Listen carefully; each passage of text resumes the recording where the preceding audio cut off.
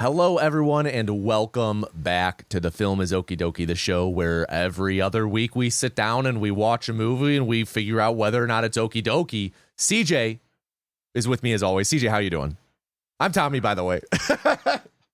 Yeah, I was about to say, you almost nailed it, but you forgot to introduce yourself. Hi, I'm CJ. That was pretty good. Thank you. We're getting there.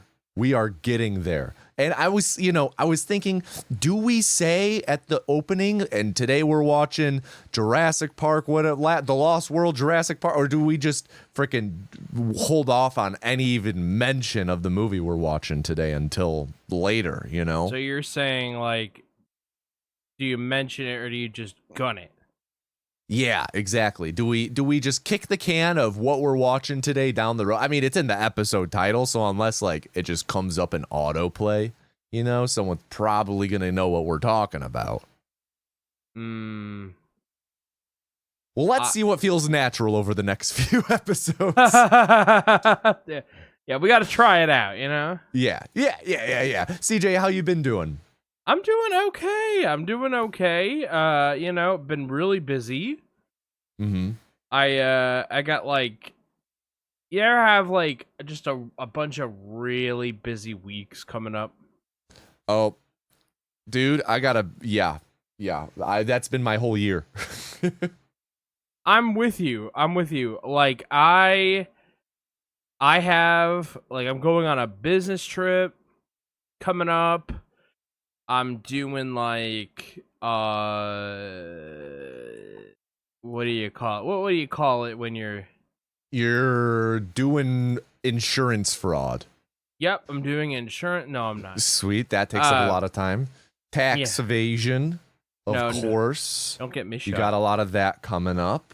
Yeah. You've got a lot of stand up to go and do at open mics where you're just gonna bash the audience. You've got a lot of PowerPoint presentations you're going to stream live on YouTube. You've got so much coming up, dude. I have SSTAT coming up, which is SSTAT. My big charity event, which is the thing I couldn't remember what it was called for some reason. So thank you for that. That was very unhelpful. Yeah, no problem. In fact, if you are listening to this on the day that this releases, August 29th, SDAT is still going on. Go to twitch.tv/speeddocs and you will be able to tune in for the second weekend of festivities. Okay, well now I can't be that mad because that was actually very helpful, so thank you.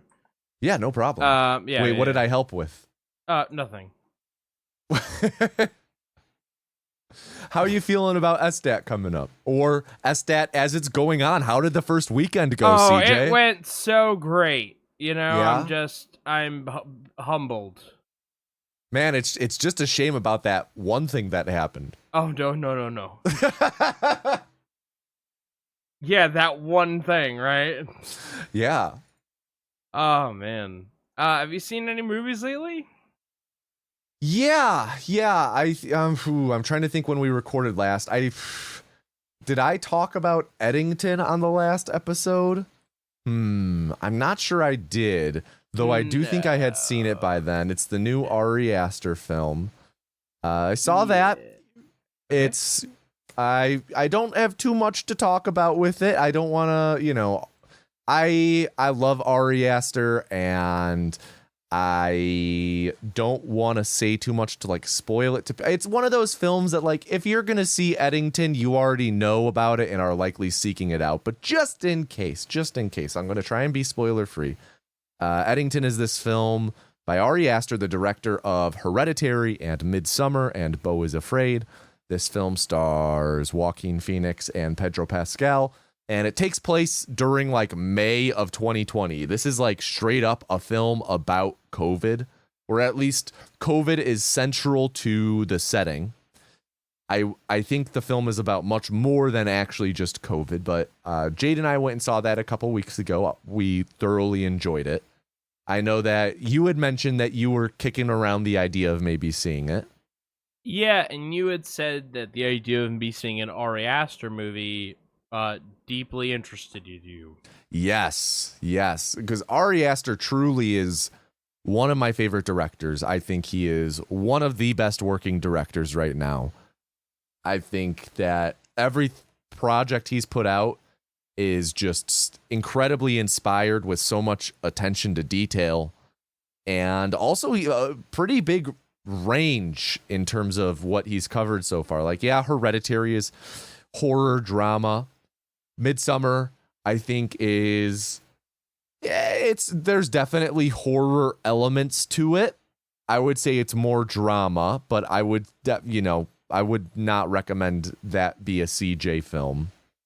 Is that the one where the guy is in the bear? Okay, so that's a spoiler for the end of the film, so I'm going to censor that. But yes, okay, it is fine. that film. It's that movie, though. It is that movie, yes. There's also Beau is Afraid, which is a movie like straight up about the most anxiety-ridden human to ever exist, and it's all about how he views the world and all of the things he imagines will go wrong, which is just so different from the other ones, but very, very out there. It's like an odyssey. It's 3.5 hours long, and it is a movie that, I went and saw it in theaters when it came out, and I'm not sure when I want to watch it next. Okay. And now there's Eddington, which is this, it's a very political film. It is a black comedy. I was laughing all throughout. And, it's dealing with a very tender subject for most humans on the planet. And coming out less than a decade after this huge event. It's the first film that I've seen that is really about the COVID experience. And, we're going to get more of these, I'm sure, as time goes on, especially as we get more removed from it. I think we'll get a lot more films that use COVID and the pandemic as a setting. But this is the first, real big swing at one that I've seen. I know that there were other movies released, like grifter films. It's like COVID-20. It's all about how the libs destroyed the world, I know that those movies do exist, and this is this is not that type of film. It is satirical. It does have its fun with people on both sides of the aisle, but I think it's about much more than just the politics of it. I think there's a lot going on in it, so really enjoyed that. Okay. I was drawn to it. Someone told me it was like a modern Western. And I thought that was interesting. So I was definitely okay. That felt like that was an opportunity. Yeah, it reminded me at times very much of like No Country for Old Men. For me, it's one of those, like, when we were watching it, it didn't really feel like a Western for me until much later. It's a Western in setting because it takes place in, I believe, New Mexico.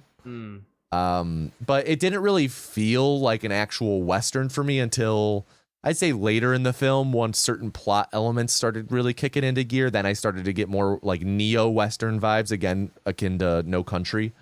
But I wouldn't say it's like Western in the most in the most faithful use of the term. But I mean, yeah, I guess it's technically a Western. Hey, listen, if you're a Western fan, you really got to settle for technically Westerns. Yeah, there's not many of them these days, are there? Yeah, you don't get your pick of the litter like you used to. Yeah. And then another film recently that we went and saw was Fantastic Four, which, CJ, have you seen that yet? No, and I'm not going to be able to see it for a while, unfortunately, just because of how busy I am. But I'm really curious, like, can you give me like one or two sentences? Like, how did you like it? I liked it a lot. Again, similar to what I said with Thunderbolts, like, it's not blowing any doors off the hinges, but it's really good. It's what the MCU should be in terms of quality, and what the MCU kind of once was in terms of quality. The thing about, like, I really liked it. It's great having a strong characterization of the fantastic. I almost called them the Final Four, the Fantastic Four on screen now. You know, I'm a fan of the characters from the comics, and it really doesn't feel like any of them were done dirty in this. The thing, and I don't think that this is a spoiler to say. It's not a spoiler to say. The thing I'm dreading about it is like the fact that these guys are gonna have to interact with the rest of the MCU at some point. Like Interesting. The fact that they're gonna be in like an Avengers movie, I'm just like, oh, god damn, like, can these guys just exist on their own, you know? Like it's one of those things where it's like it's really strong, and so much of the MCU has not been so strong, and I'm not fully convinced we've fully turned a new leaf yet, with Thunderbolts being good and now Fantastic Four being good. Not fully convinced, especially with like some rumors coming out about Avengers Doomsday, and they're still working out the third act apparently while they're filming it. And who knows how much water that rumor holds. But you know, I'm just like, it's something that I'm not looking forward to, is the idea of them now being in a different project that's not going to be as strong. Because this was really good. This was really good. I recommend it to any fans of the MCU, any fans of the Fantastic Four.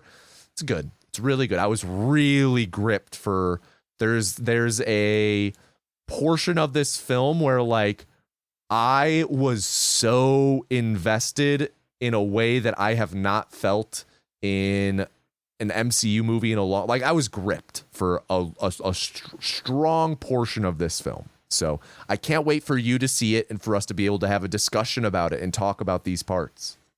Yeah, I am definitely hopeful. Again, I really want to see it. I am just like between about to being going out of town, and I have SDAT coming up. I have just had no time to do anything. Yeah. And that has unfortunately included going to the movies. So yeah, I am hopeful that my situation will change soon. Mm-hmm. You know, I was actually this is kind of like COVID in film, but I was thinking about this recently. I kind of wanted to get your thoughts on this. How, okay.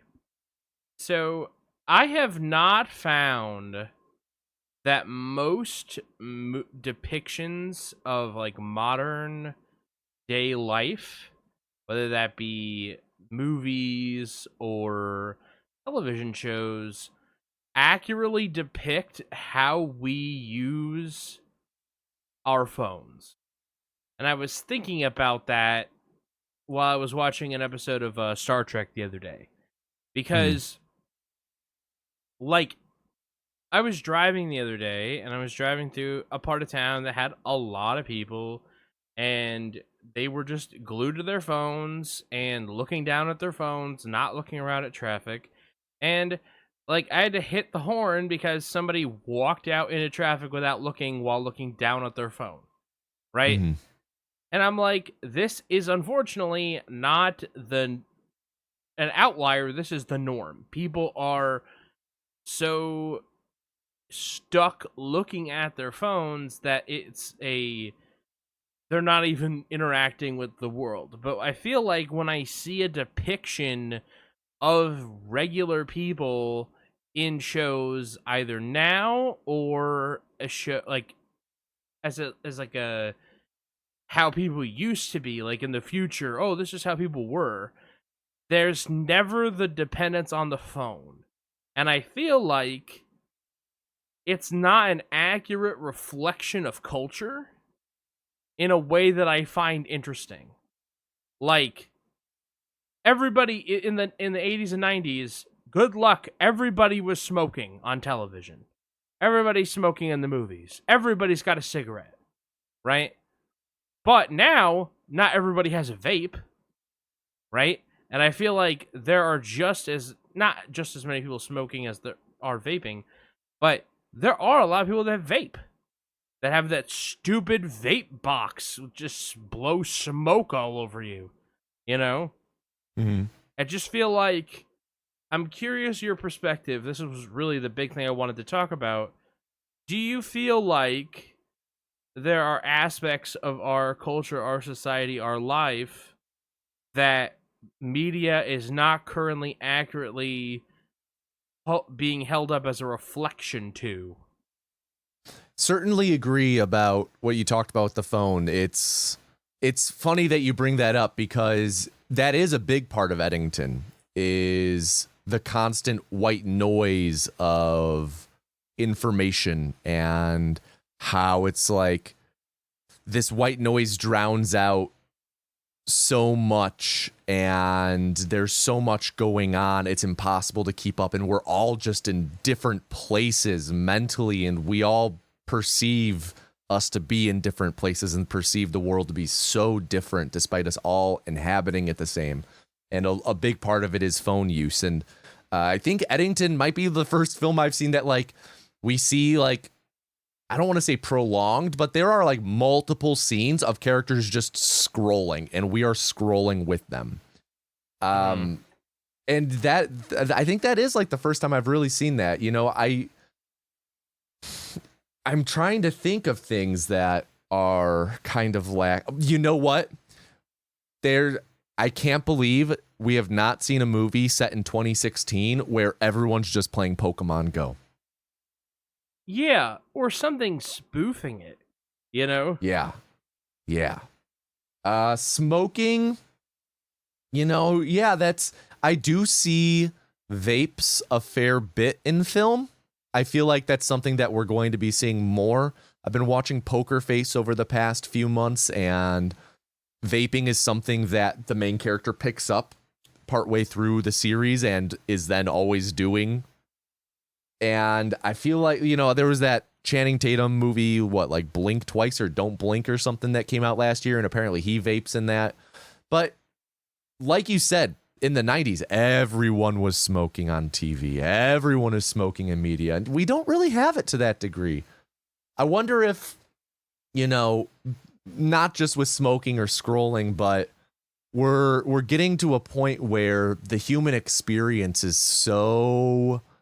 because of the fact that we have such access to everything at once, the human experience is so much less uniform than it once was, or as universal. There's such a wide spectrum that people fall into that, yeah, there was a wide spectrum back then, but even larger so now. Like, for example, like even going back 10, 15 years, like, you know, someone who is like, for example, like a furry, you have to like really go out of your way to encounter people who are furries. And like 30 years ago, I'm furries, I'm sure they existed, but how on earth are you going to see that? How on earth are you going to be exposed to that lifestyle? But nowadays, you log online and you'll see a furry pretty quickly. You know, we're exposed to so much more. I feel like there are fewer and fewer human experiences that are just like, oh, everyone does that, to where it feels like there's something that can then be captured. Is like smoking. Like everyone smoked, and smoking's really fallen out of popularity, especially with younger. I mean, now vaping's picking up, but I don't know. That's a good question. I'm not sure. I found it interesting because I was just thinking, like, I always felt like you could use film and television and, to a lesser extent, but still, YouTube videos, and you could use that you could hold that up as a reflection of society.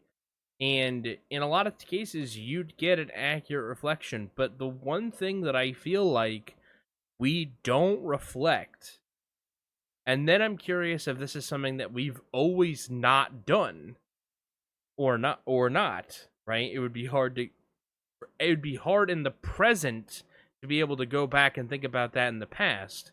But are there elements or aspects of our society or culture that we didn't reflect that have just now been lost, you know? Yeah. That in that reflection, they weren't recorded. Yeah, And that's a great point. you know, I just can't believe I don't see more people on their phones. And again, it's one of those actions that takes your attention away from a scene. It means that you have to be outside of the moment you're in.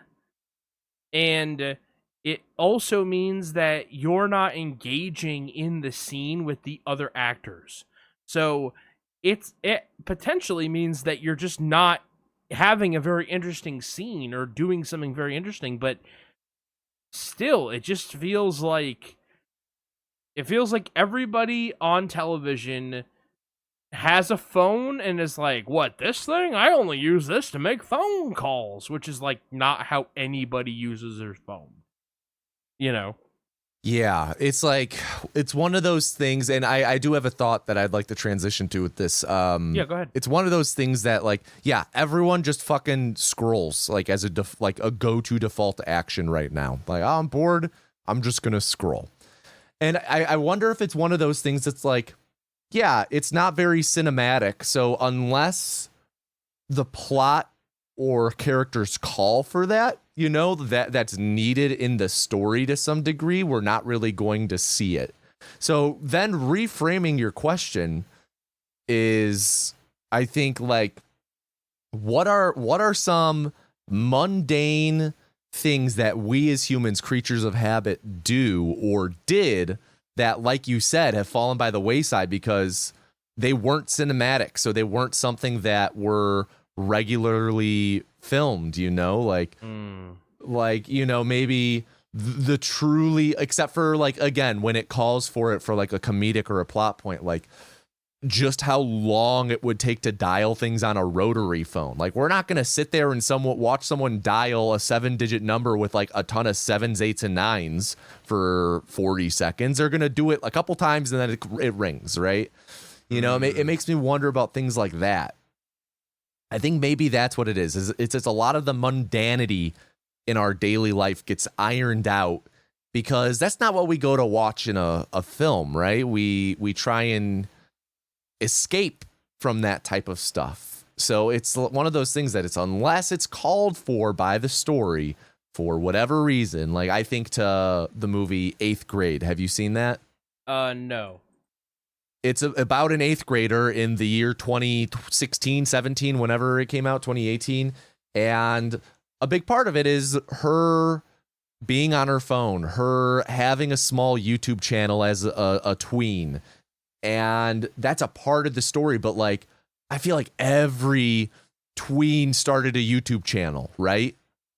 We don't see that in movies where, like, you know, there are kids. We don't hear them constantly talking about how they want to be YouTubers or be whatever.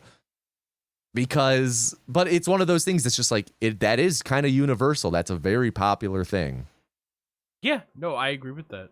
You know, you don't hear that, but that's all. Like, for example, I remember, I think it was Charles Barkley, when he was playing in the NBA, he could go to a high school and he could ask the kids what they wanted to be when they grew up. And one or two of them might say that they wanted to play in the NBA. But most of them would say something else, even if they were playing basketball, right? Now, he says he goes to a high school, and everybody says they want to go play in the NBA. And he says, listen, there's not that many jobs. Like, unless you're all the best in the world, you all cannot mathematically play in the NBA. Like, I'm sorry. It's not a matter of how good you are. It's just a matter of, like, whether or not there are enough available employment opportunities, you know? And I think that it's how culture has evolved, and I think it's also a reflection on how society has evolved. When I was in high school, or when I was in middle school, we all loved YouTube. We were watching Charlie the Unicorn and Chocolate Rain and The Shoes and Oh my God, I forgot about shoes. Jesus Christ, that just whipped me back to like 2009. Shit, we were watching Chris Jesus. Crocker. We were watching. What was that? Was it the one with all the muffins? Mm-hmm. The muffin lady. Muffins, yeah. I think was that the same person who did shoes? I don't remember or not, but just doing all that stuff, and none of my friends said, "Oh, I want to be a YouTuber," because being a YouTuber didn't mean anything. Right. Like, it wasn't a career. It was there were people that made money doing it, but you didn't necessarily understand how. And the ones that actually did, it felt more like you understood these are like production companies, right? Like a Rooster Teeth or a Rocket Jump, like Smosh. Smosh, exactly. Or like Fred. Remember Fred? Yeah. Like, it didn't feel like, and this is maybe because I'm a little older than you, but like when I was in middle school and early high school, it didn't feel like anybody wanted to grow up to be a YouTuber. But I think if you went into a high school or a middle school right now and you ask them, what do you want to be? I don't think that they would say YouTuber. I think they would say a content creator.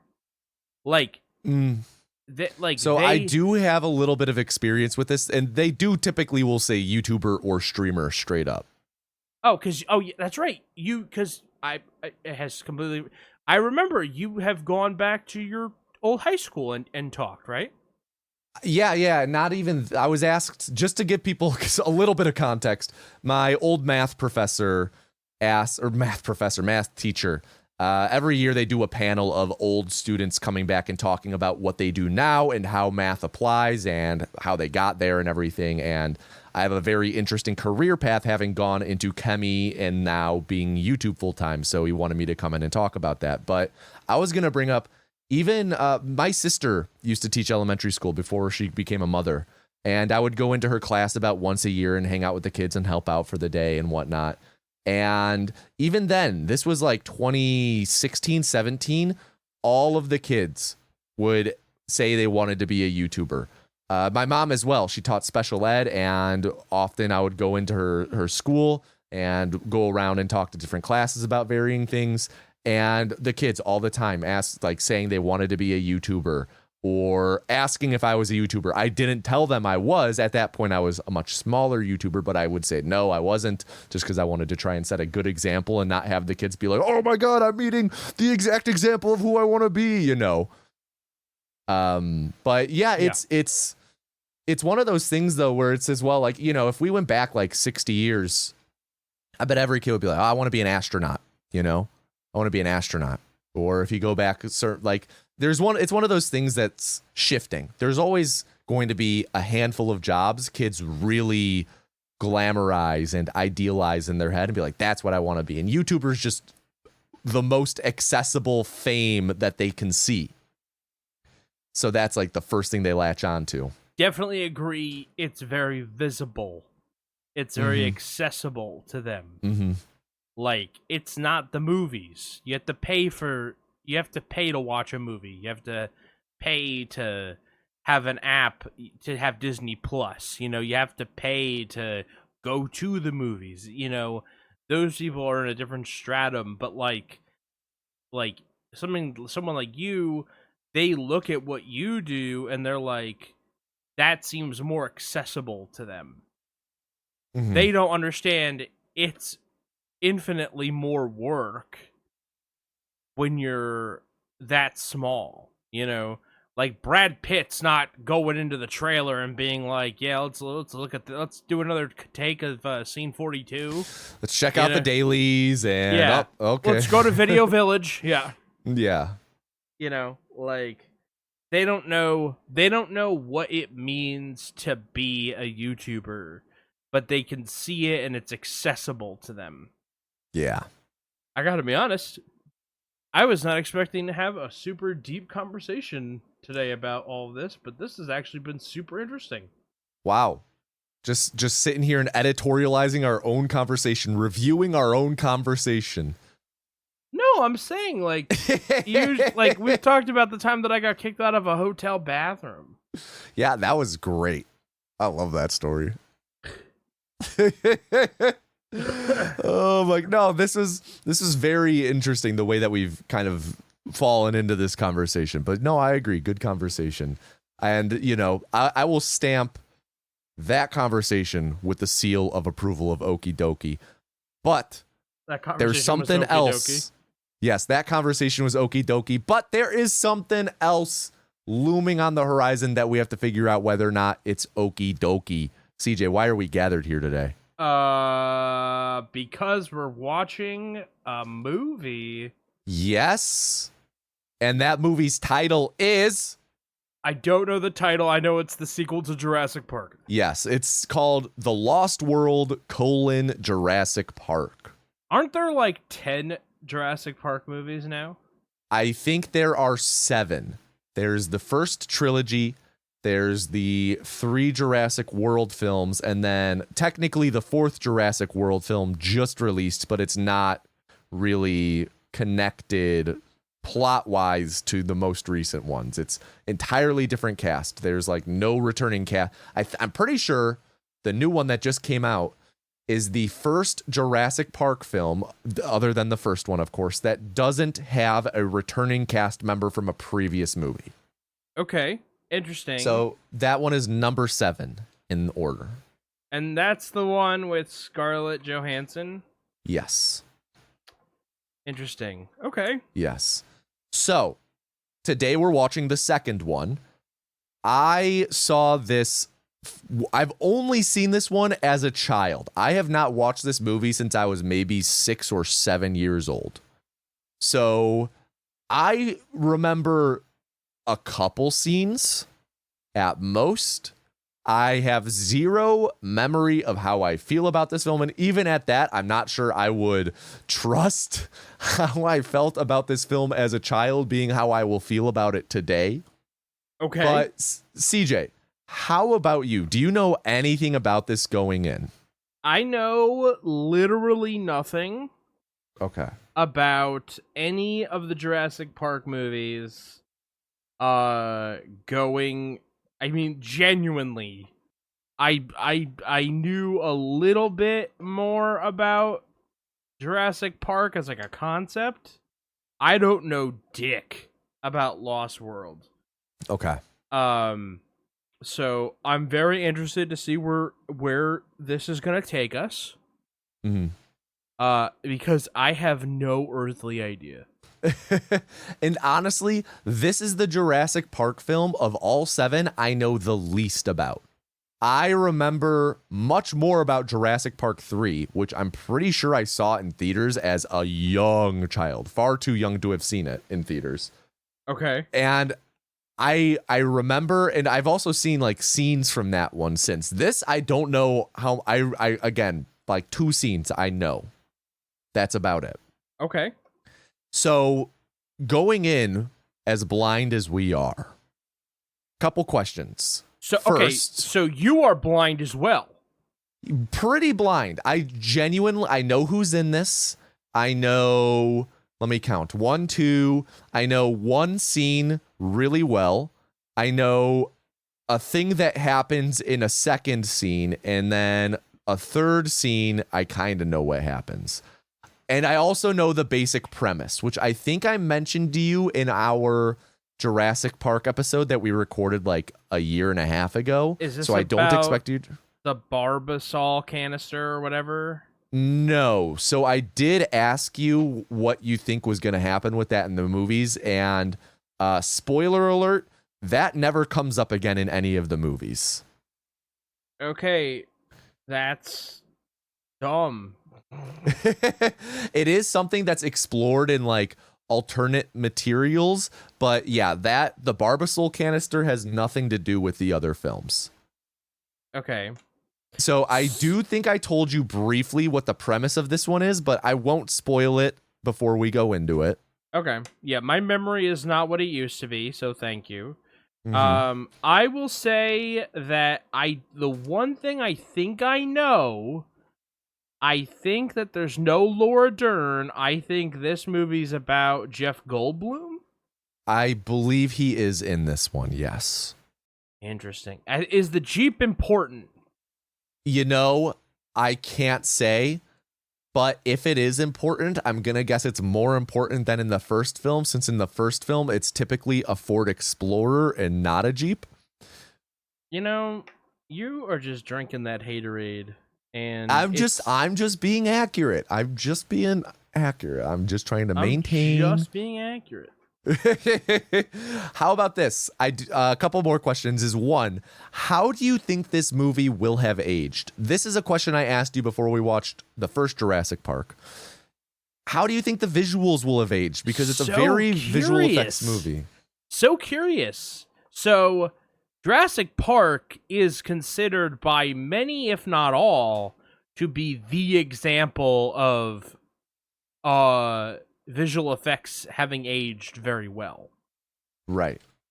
But I can imagine them changing either for budget reasons or for technological reasons, them changing the way that they did things. Mm-hmm. Maybe a little more CGI heavy. I am going to say I think that while it'll still look okay in places, that there will be some more noticeable garbage. Okay. Maybe because they will not use the environment to hide some CGI. Like, the T-Rex looks great because it's at night in the rain. Like, you know, if you shoot in the dark in black and white, you don't have to worry about having cheap sets. If you have it be at night in the rain, you don't have to worry about having the most impressive CGI model because it's obscured by the fact that it's in the dark and the rain. If this is going to take place like in the daytime, like, you might have to worry about how good your CGI model looks. Right. I'm not expecting Avatar, but, you know, I have some high expectations because of how beautiful Jurassic Park was after all this time. Right. I'm with you. I have high expectations. I hope it looks good. I really hope it looks good. I feel like, you know, this came out in 97, so we're not horribly removed from the first film. You know, 4 years removed. This is directed by Spielberg as well. So, you know, I'm hoping that we still have some of that Spielberg magic in this. You know, so I guess knowing that Spielberg directs it, I'm going to actually cement my prediction is I think that this will have aged really well as well. Again, maybe not quite to the same pedestal that Jurassic Park is on, but I feel like we're going to be really impressed with this, especially considering, again, this came out 28 years ago. I hope that you are correct. I would like that to be the case. Mm-hmm. As far as plot, I have no fucking idea what this movie's about. I genuinely, you could tell me that this is like the dinosaurs have taken over the island. They have to go back for some reason, right? Like, yeah. Okay, fine. Like, I could get behind that, I guess. I would at least understand it. So I don't know. I'm curious what it's about, and I'm ready to kind of jump in. I'm excited. Me too. How about before we get jumping in, 2 more quick questions. First, do you have any dinosaurs you're hoping to see in this one? I gotta be honest. I was a dinosaur kid, and I recently found some of my old books from when I was a kid, and there were some dinosaur books. I don't know dick about dinosaurs. I've purged dinosaur facts. Wow. I like the 3-horn one. How about that? The Triceratops? I like that one, and I like the plesiosaur.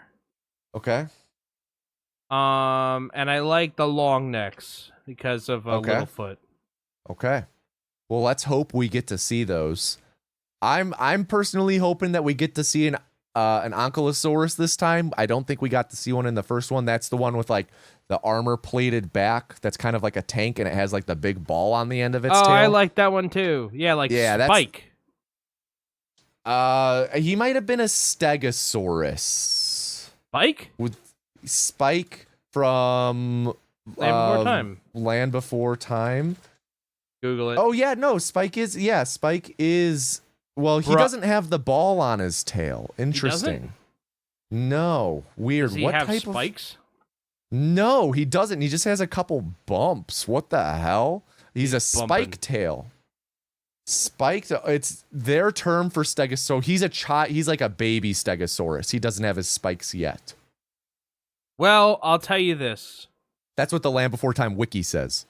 Well, we all know how infallible the parliament smoking, moo wearing overlords of the Land Before Time wiki are. So, don't know what half of that meant, but I couldn't agree more.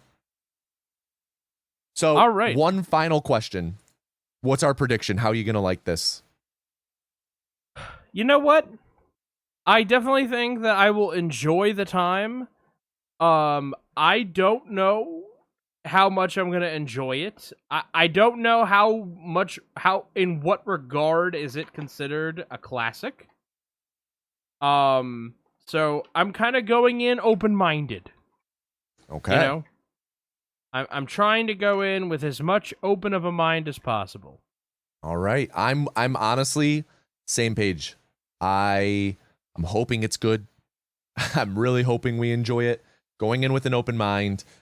If I have to plant my flag in the sand, you know what? I think I'm going to plant my flag in the sand of I'm going to be on the fence of whether or not it's okie dokie, but ultimately I'm going to fall on the Noki Doki side. Okay. That's my final prediction. Well, I'm with you, fellers. All right. Calm down, John Turturro. Oh wait, no, that was Timothy Blake Nelson. Yes. Calm down, Timothy Blake Nelson.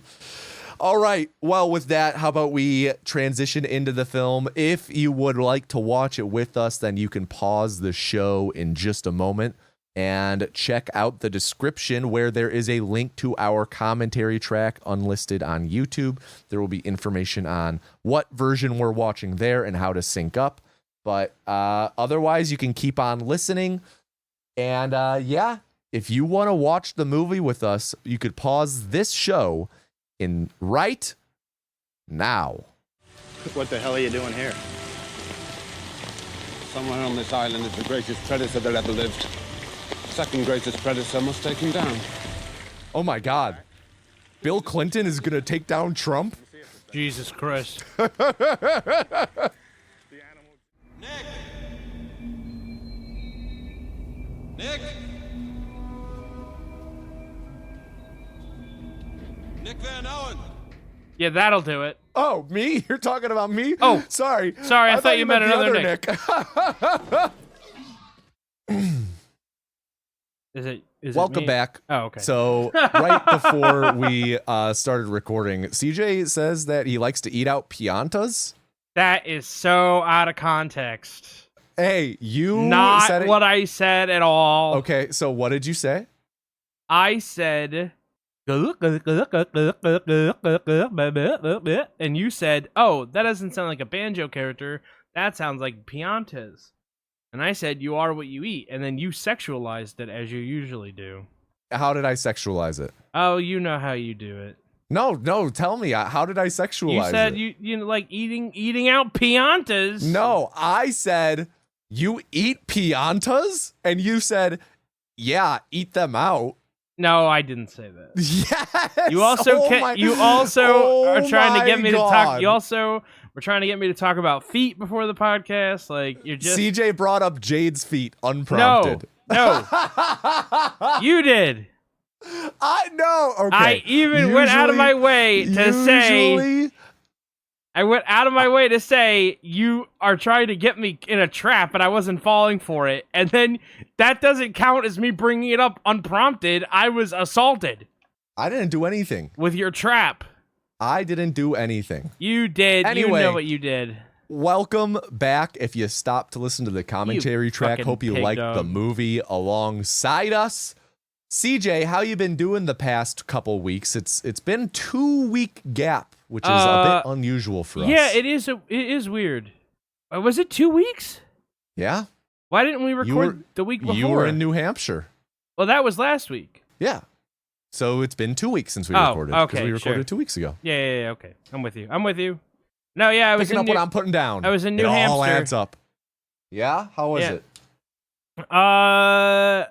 It was, you know. Look, there's nothing up there. There's nothing up there. Like, you go there and, like, in a week, you go to every restaurant, you go to every, like, the whole town shuts down at 5 o'clock. Like, there's nothing up there. Like, every little town has, like, a store. And by the way, sheer surprise at the number of general stores up there. Lots of general stores. What do they sell at these general stores? Oh, so there was one thing. There was like a pickled sausage that was called the Tijuana Mama. It was fucking huge. Like, my coworker was like using her finger to compare, but like it really didn't, like, in context, it really didn't make sense until you like showed her whole hand next to the Tijuana Mama, this like whole pickled sausage. And like, I was like, whoa, that's so big. But then she told the story about what goes on in Tijuana, the donkey shows, and then I kept accidentally calling it the Tijuana Donkey, which it is decidedly not the Tijuana Donkey, but it is a very large pickled sausage. So that was one thing that they sold at the general store. Yeah, if you Google this, you can actually see a picture of a Tijuana Mama yourself. Yeah, they had like, it was like, there was like a refillery, I think. There was just like gas stations. It's like, oh yeah, deli closes at 2. Like, okay. Like, everything closes at really weird times. Nothing was open on Mondays at all. Of course not. Of course not. That would make too much sense. And the places that are open late, like, they're open till like 9. Nothing. Like, nothing's open late, and like everything's 25, 30 minutes away. But actually, I have a story for you. Because we did talk earlier today, and I did share some stuff, but I purposefully withheld the story for you because I thought this is actually like a podcast story. All right, hit me with it. Okay. So I get there on Sunday. I get there on a Sunday, and immediately we went out for dinner.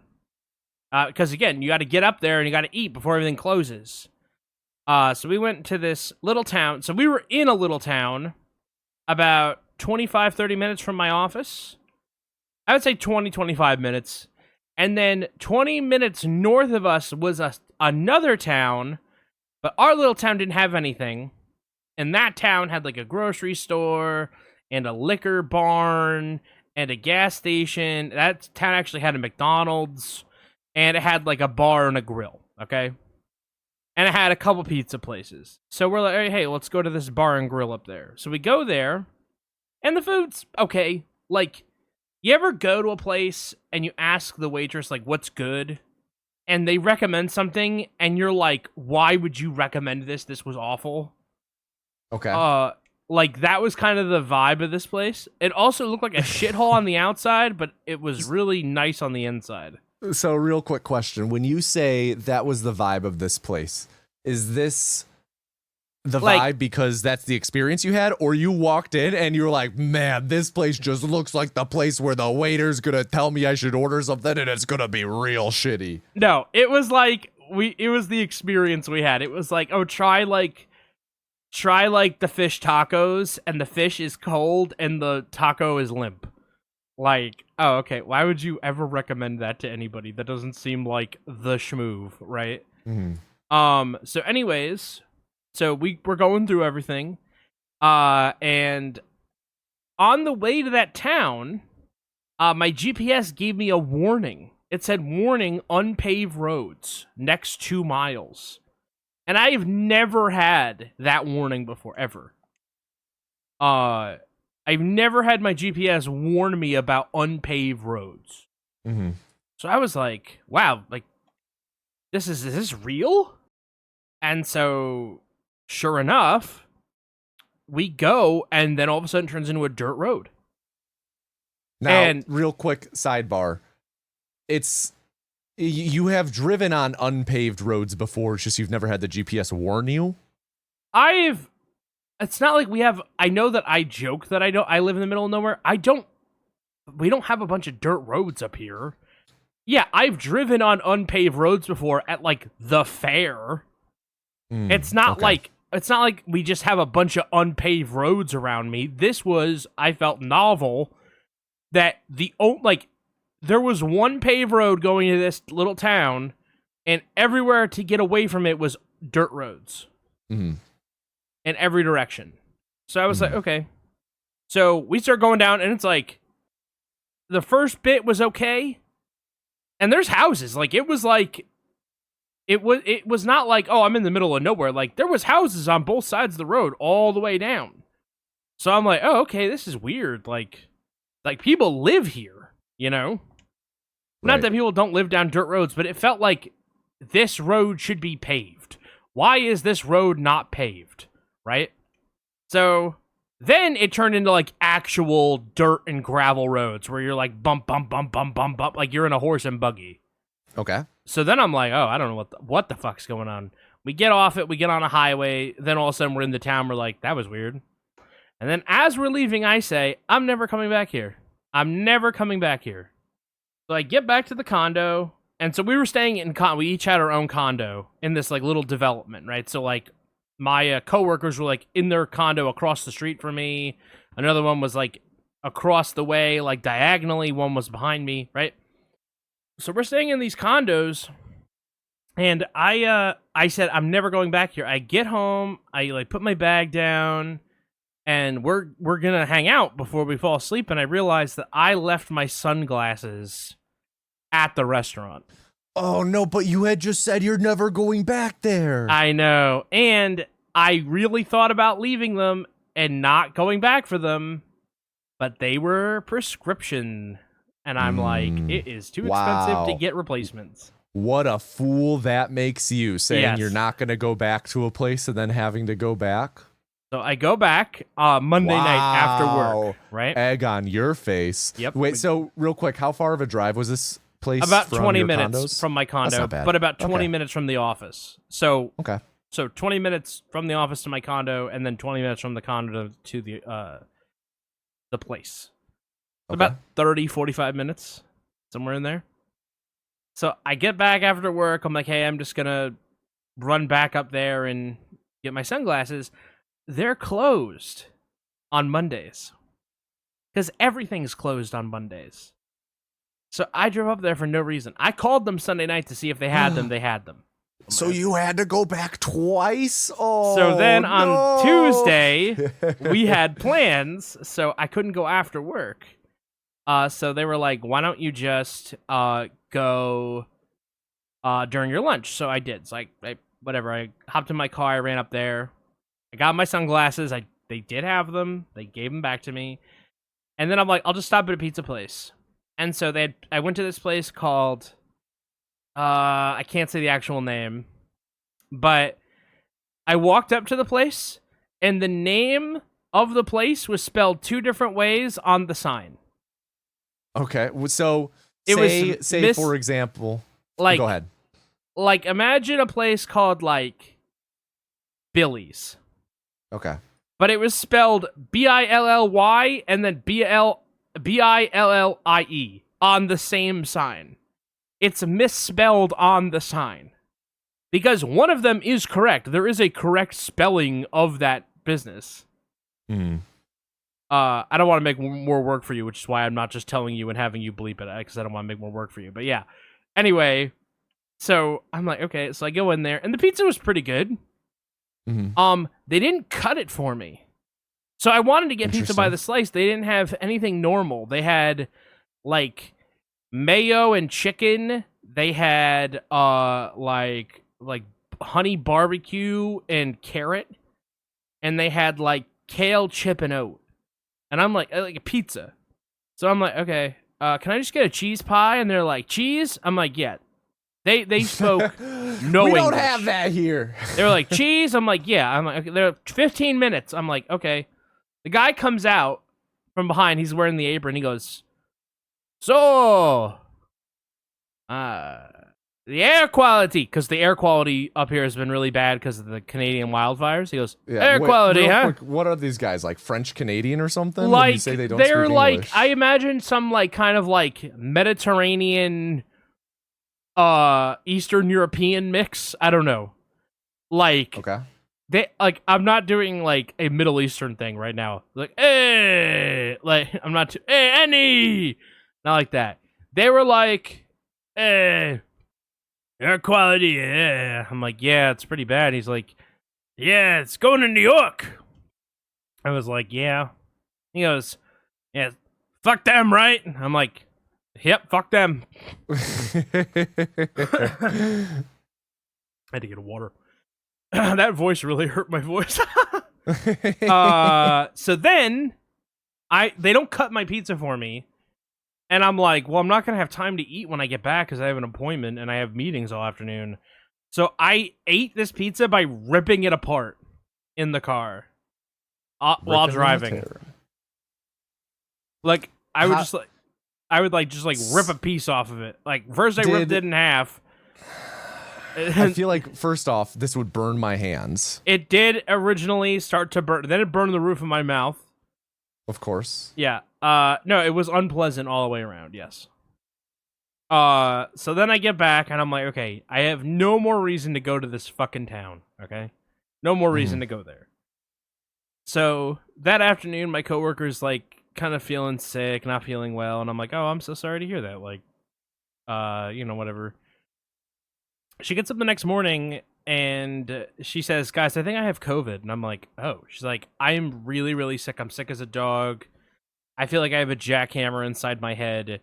Can one of you guys go to the grocery store and pick up some COVID tests and some fruit? Because she didn't have a car. She borrowed a rental car. She rode with somebody and borrowed their rental car. So, like, someone was going to go to work and she wasn't going to have a way to get food because there's no DoorDash, no Uber Eats, there's no restaurants in this town.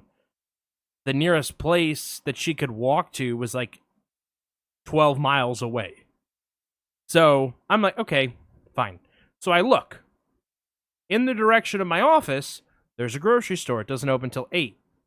In the town that I've sworn that I'm never going to again, down the dirt road, by the way. So every time I'm doing this, I'm going down the dirt road.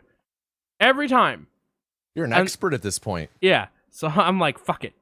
That grocery store opens at 7 a.m. It's 6 o'clock. I figure by the time I get ready and get out the door, I'll get there at 7 a.m. So I start going down the road, and I get halfway down the dirt road, and it says, closed. No through traffic. And I'm like, I have seen like 2 cars on this road. Surely I'll be able to get by. No. You know what they're doing? They're paving the road. They're paving the fucking road. Oh, I called it. Wow. So how did you get there? So the GPS would not recommend another way for me to get home or to get to the grocery store. So I had to go all the way back the way I came to the condo and then be like, now give me another way to get to the grocery store. It did. But then from the grocery store, the GPS would not recommend a way that did not involve dirt roads. So it actually, on the way back, it took me 40 minutes to get back because it took me up a dirt road, a dirt service access road, up the backside of the mountain that we were staying next to. And I had to go over the mountain and come back down. Wow. Because the GPS was like, can't do it. Now, there's a highway that runs parallel to the dirt road. I just didn't know how to get on it. So I was like, God damn it. So then I'm like, I'm really never coming back here. Like, this is really the final straw. She did test positive.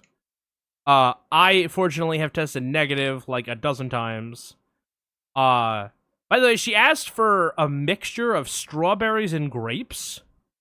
And I didn't know that was a thing. So I bought her a thing of strawberries and a thing of grapes. So hold on. She wanted Like I a guess mixed first I should ask, fruit mixture. Did she look at you when you brought her the strawberries and the grapes separate, and she was like, "What the fuck? Like, No, she these didn't. should be mixed." She was very thankful that I brought her stuff. So yeah, I guess my first question is about this whole strawberry grapes mixture thing. So did she specifically say, "Hey, could you go get me a mixture of strawberries and grapes?" The actual text says, "Can you just get me like a mix of strawberries and grapes?" Okay. And I'm like, I've never. And she confirmed she wanted, like, ideally a pre-packaged strawberry grapes combo meal. Yes. Interesting. Okay. I don't think I've ever seen that at a store. Yeah. So I was like, okay, well, I don't know. Maybe they got different shit where she's from. It's not like I'm from New Hampshire. My second question, less of a question. Yeah, I would have been like, sorry, town's closed. Can't go there. I was a little peeved that the only grocery store was that one. Yeah. I was like, how many times total did this bring you back to the town then? Oh, I went one more time. Oh my god. I went one more time because I had to give somebody a ride, and the only thing open around me for dinner, like I wasn't gonna be able to go to dinner with everybody else. The only thing that was gonna be open around me, there was not gonna be anything open when I got back, and I was going to a cocktail party. So it was like, oh, okay. The only thing open is this McDonald's in the fucking town. So one night I went to the McDonald's. Wow. See, so I guess this means that moving forward, anytime there's a place you really want to go back to, but you think it's going to be tough to Leave go my back. sunglasses there. Well, I was going to say, make a bold statement like, I will never come back here. Like, say you get like a really exclusive reservation at a restaurant you really want to go to, and it's really hard, and you're like, I'm not sure if I'm ever going to be able to do this again. You have to loudly proclaim, I am never coming back. So that the walls hear it, so that everybody knows. Yes, exactly. The universe hears it and just forces it to happen. I can get behind that, I think. I think I can get behind that. I think it's what you got to start doing. I guess so. Whenever you're leaving GDQ, I am never coming back to GDQ. GDQ back in Pittsburgh. Yeah, just a couple months away. Yeah, are you excited? Oh, I'm pumped. I can't wait to see all my friends. Yeah, I'm going. Well, you know what? I'm actually not too sure I'm going to go anymore. Oh, okay. I thought we were going to be roommates. No, I'll be going. I'll be going. All right, I have one last thing. Okay. So our mutual friend of the show, friend of the program, Gaffy, Mm-hmm. I was hanging out with him the other day, and he told me that he ordered this thing the other day, and he said it was really good. And I'm like, oh, but it was from Domino's. And I'm like, Domino's doesn't make food. They make food stuff. They make food product. Like, you order Domino's, like, when you are in a munchy state. I don't know.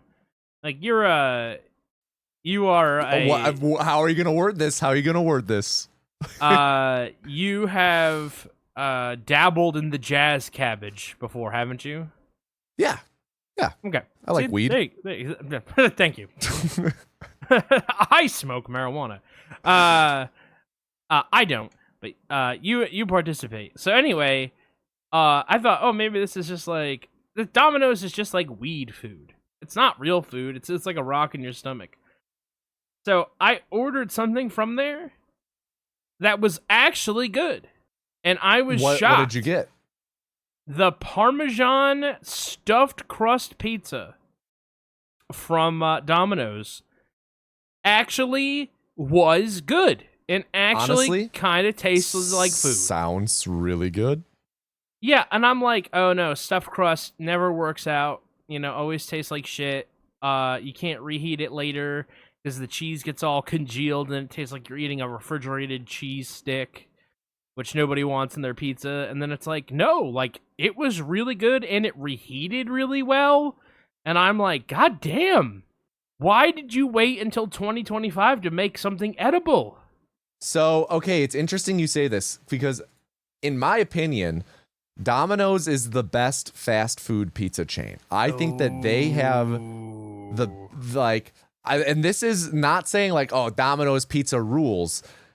I just think it's the best. Like, if I have to get fast food of their Pizza Hut, Papa John's, all of the big ones. Okay, so we're saying like Papa John's, Little Caesars. Yeah. Like Pizza Hut. Yeah. Okay. Yeah, man. I think Domino's is number one. And I think it's been that way for like a little over a decade. I think Domino's changed up their game a little over a decade ago, and they've been pretty solid since. Now, this isn't saying that I get it regularly. I've had Domino's maybe once in the last 5 years, but it was exactly how I remembered it when I had it. I got it a fair bit in college because it was cheap and available. It is neither cheap. Good. It is not cheap anymore. It is no. How much is the pizza? Nothing is cheap anymore. It was like $25. Jesus Christ. Yeah, I know. Jesus Christ. Yeah.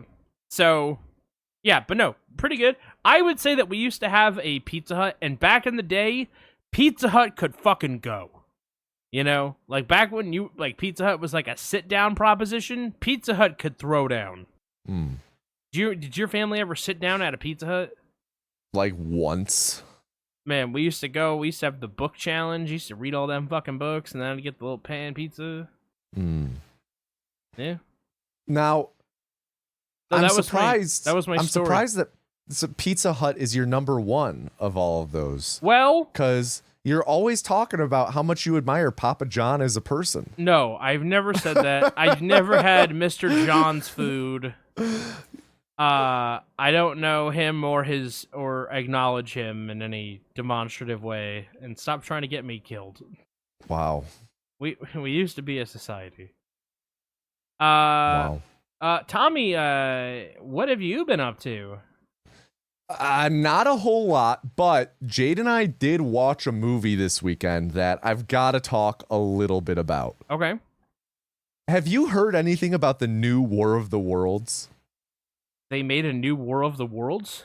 They made a new War of the Worlds. I have not... Like, is this like a movie that came out like recently? It came out in the past week and a half, 2 weeks. Really? Do you want me to tell you a little bit about it? Hang on. Yeah. I'm just astonished that a War of the Worlds movie came out and I saw no press about it. So, once I tell you a little bit more about it, I think you're going to start understanding. Okay. So, who's in it? So, it stars Ice Cube. Ice Cube? Ice Cube. Stars Ice Cube. Okay. Also in it. Okay. Are Eva Longoria. The gas station lady?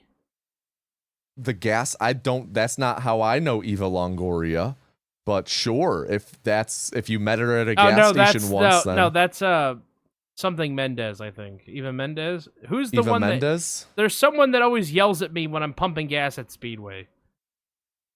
How am I supposed to know who yells at you when you pump gas? No, that's a fucking video. Is she just fucking parked outside of this Speedway, ready to yell at you anytime? Is that what Eva Mendes does?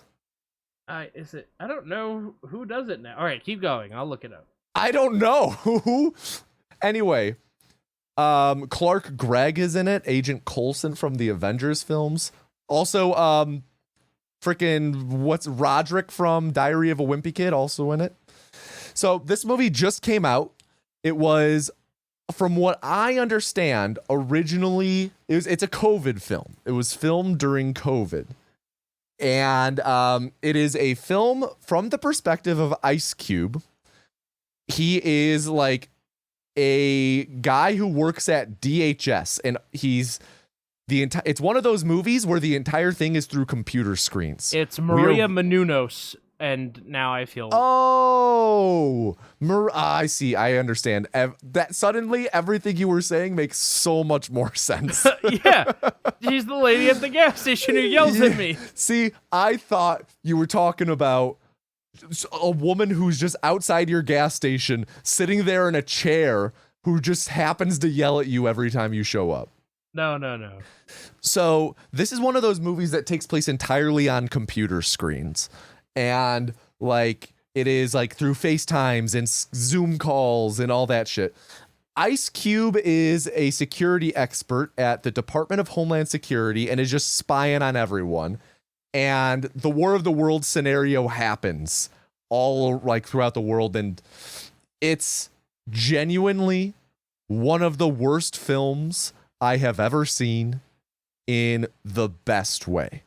We were dying laughing the entire time. I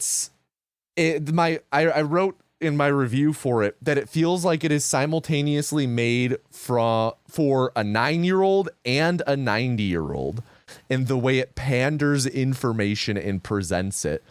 It also feels like Cocomelon in that no shot lasts longer than just a couple seconds before it like does a crazy zoom.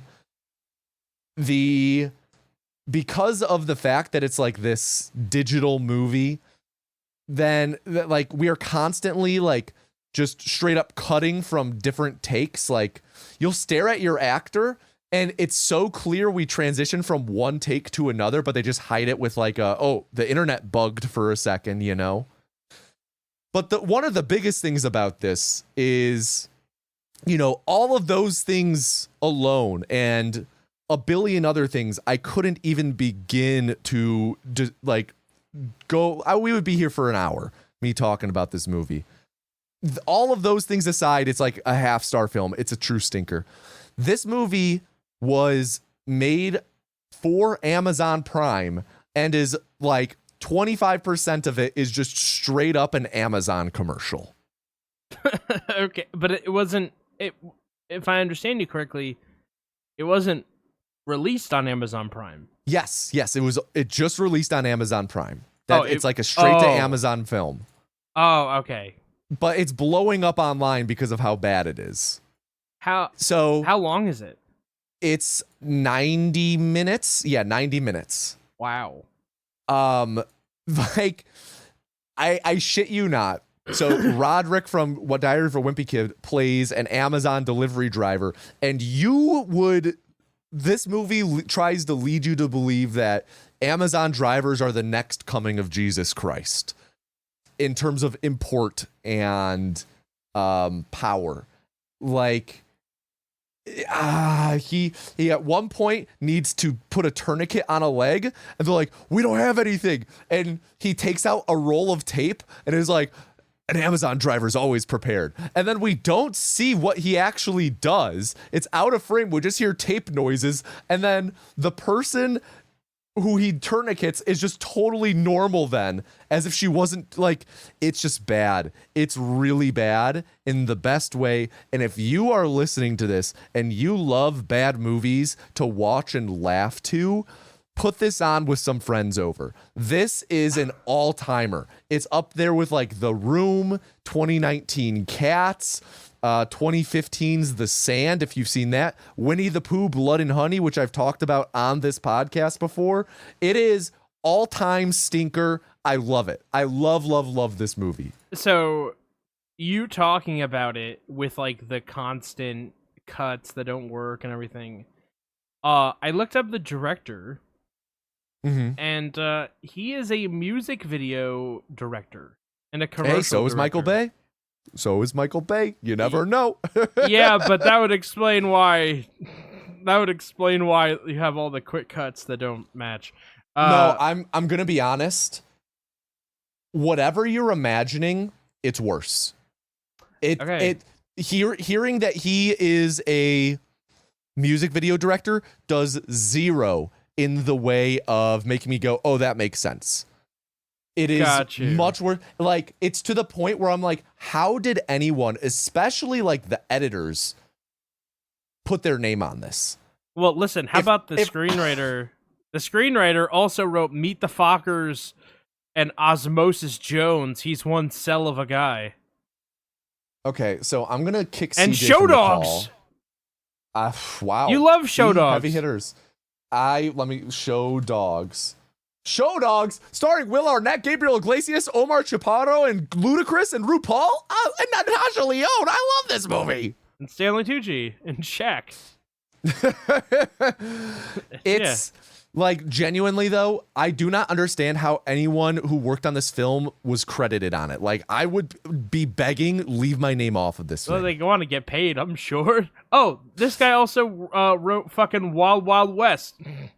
Oh my gosh. Sorry. Okay, and you know what? I'm reading his Wild Wikipedia. Wild West? He's considered a script doctor, and so he rewrote Wild Wild West. Oh, see, that explains why it was He so good. rewrote Shrek. He rewrote Dodgeball and Dr. Dolittle 2. He rewrote War of the Worlds. So whatever you're imagining, it could have been way worse. He rewrote Agent Cody Banks 2. Starring Anthony Anderson. There are plot holes you could fucking navigate Earth through in this movie. CJ, I think you might have to watch this movie. No, don't do that to me. I think you'd have a good time. No. By the way, do you know Anthony Anderson was also in Agent Cody Banks 2? No, I did not know. Anthony Anderson. Who is Anthony Anderson? I think if you see I him, recognize this guy. You do? Yeah. Oh, yeah. I recognize this guy. Yeah, that's good. He was in Kangaroo Jack as well. Yeah, that's what I know him from. Yeah. Mm-hmm. But yeah, I just had to speak a little bit about this movie because it's just killing me. It's killing me. I feel your pain. I totally feel your pain. I didn't know this movie came out, and now I'm like, how did I not know this movie came out? That's why, because they don't want to put any money into promoting this. Well, too bad the word of mouth on this is strong. Is it gonna win the Razzies? It's gonna sweep the Razzies. It's not even gonna be close. Do you think that Ice Cube will come and pick up his Razzie in person? He fucking better. Oh my god, half of his performance is him sitting there going like, damn, that was close. Man, this is crazy. What? Like, that is half, like, it's so, like, and we're sitting there, JD and I are watching it, and I just go, all right, Mr. Cube, could you just look at the camera and go, man, that was crazy. Man, that was crazy. Awesome. Now could you say, let me hack this real quick. Awesome. A few more and then we'll be done for the day. And then we'll wrap on our final and second and final day of shooting. Like, this thing, it's just an all-timer. It's so good. It's so an all-timer. I'm with you. Yeah. Speaking of all-timers, we watched a follow-up, a sequel to one of the best films of all time. So you're saying that The Lost World, Jurassic Park. Oh, I see. You're saying Jurassic Park 1 is an all-timer. Yes. Wow. So what did you think of The Lost World, Jurassic Park? I gotta say that going in, I knew absolutely nothing. I knew nothing. And I knew nothing going into the first one. I actually know nothing about the Jurassic Park franchise. And you'd think, oh, maybe like CJ would like seek out information. No, I don't. I'm sure I've looked into it at one point, but like, or I've seen trailers in the past. In the back of my mind, in the deep recesses of my mind, there was a clip of Chris Pratt being like, so you bred a T-Rex with a Velociraptor? That was a mistake. Like, I don't know if that happened or not, but that sounds like a line that he was forced to give. Anyways, so, like, in my heart of hearts, as I stand here before you, I knew nothing going in. And I knew nothing about Jurassic Park. The only thing I knew about Jurassic Park 2 was that it was the sequel to Jurassic Park. And it does what it says on the tin. It has to do Jurassic Park again. So you find a way to make that premise interesting again. You bring a child into the danger again. You have different characters again. Yeah, real quick, if I'm making a sequel to Jurassic Park, no characters, not one. Shut up. Shut up. You characters got to get eaten. They got to get demolished by the T-Rex. Like, we know what the set piece is. It's like Jaws, powerful. Jaws 2, Jawser, not that powerful. You kind of are, the genie's already out of the bottle a little bit. We already kind of know, you know what I mean? We already kind of get it.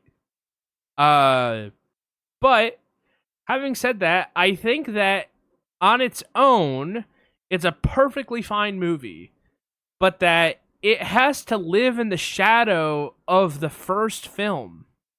And I think that any movie would kind of be suffocated by that. I'm not saying I was disinterested in the movie. I'm not saying that I found it boring, but it very much felt like I knew the general story beats. Like, there are some characters that aren't going to die.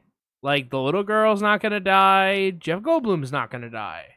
Like, these people are going to get through the end. The asshole is going to get eaten by a dinosaur. Like, that's the karma of this situation. Like, I just felt like, very much so, it was a set 'em up so we can knock 'em down kind of deal. And I don't think there's anything wrong with that. I do think that this movie is interesting. I think that there are interesting aspects of it. I think that there are interesting pieces in it, like interesting like set pieces or interesting like ideas in the plot. Or like just like this happened, so this has to happen. But ultimately, I was just like, yeah, as like a story, I was kind of like, yeah, I knew exactly what this was going to be without knowing anything about it. So I hope that kind of makes sense. What are your general feelings and thoughts? I definitely agree. Following up Jurassic Park, very hard to do. And I think that this, Jurassic Park is a blockbuster film, of course. But it's more than that. There's more to it than just fun dino movie. There's a reason that it's, other than the fact that it was like a marvel at the time for visuals, there's more to it that makes it a fantastic film. It's not just the visuals. Absolutely. Yep. And the Jurassic Park franchise as a whole, and I'm saying this to you as someone who's not super familiar, it definitely kind of veers more as it goes on. It really starts to veer more just towards the fun blockbuster aspect of it. I think I think Jurassic Park 3 takes a step back towards the original after this one, but just in general, like, this one really feels as though, there's no way we can really recapture. I mean, I don't want to say no way, because I'm sure that out in some parallel universe, they did successfully make Jurassic Park 2 that's like as equally riveting as the first. Sure. There are very few sequels that are better than the original. Right. Very, very few, and they are almost the exception that prove the rule. Yes. Like The Godfather Part 2 being a very classic example. Right? Like it is a Herculean, Sisyphusian, all rolled into one task to make a sequel better than the original. It's very difficult, yes. And it feels like almost like they knew that, and they just started veering towards the fun blockbuster aspect now. I think it's a really enjoyable film that doesn't... It's lacking in many places, but it's still a fun watch because you're seeing them dinos do things. Mm-hmm. And I think that there are some decisions made in this movie that definitely ripple effects out into the franchise in terms of I would say maybe goofiness, but okay. Generally I'd say it's a strong outing that has a lot of pitfalls but is still fun to watch. And okay. I have a lot more like pointed critiques and discussion I want to bring up about it. I have a good handful of notes, so Why don't we jump into the recap? And as always, we can interject at any time to talk about specific scenes. Yeah. And then have a bit more in-depth discussion after. Yes. CJ, did you have anything to add before I got into this recap? I guess my only thing that I really find annoying in general is why is there a kid here? This is no place for a kid. Yeah, no shit. Every fucking time you do this. Like the second that there's a kid, a responsible adult would be like, all right, everybody time out. There's a child here. We're not just gonna bring her along. Like, we gotta fucking get rid of her. Yeah, and I do think there's a fucking T-Rex here.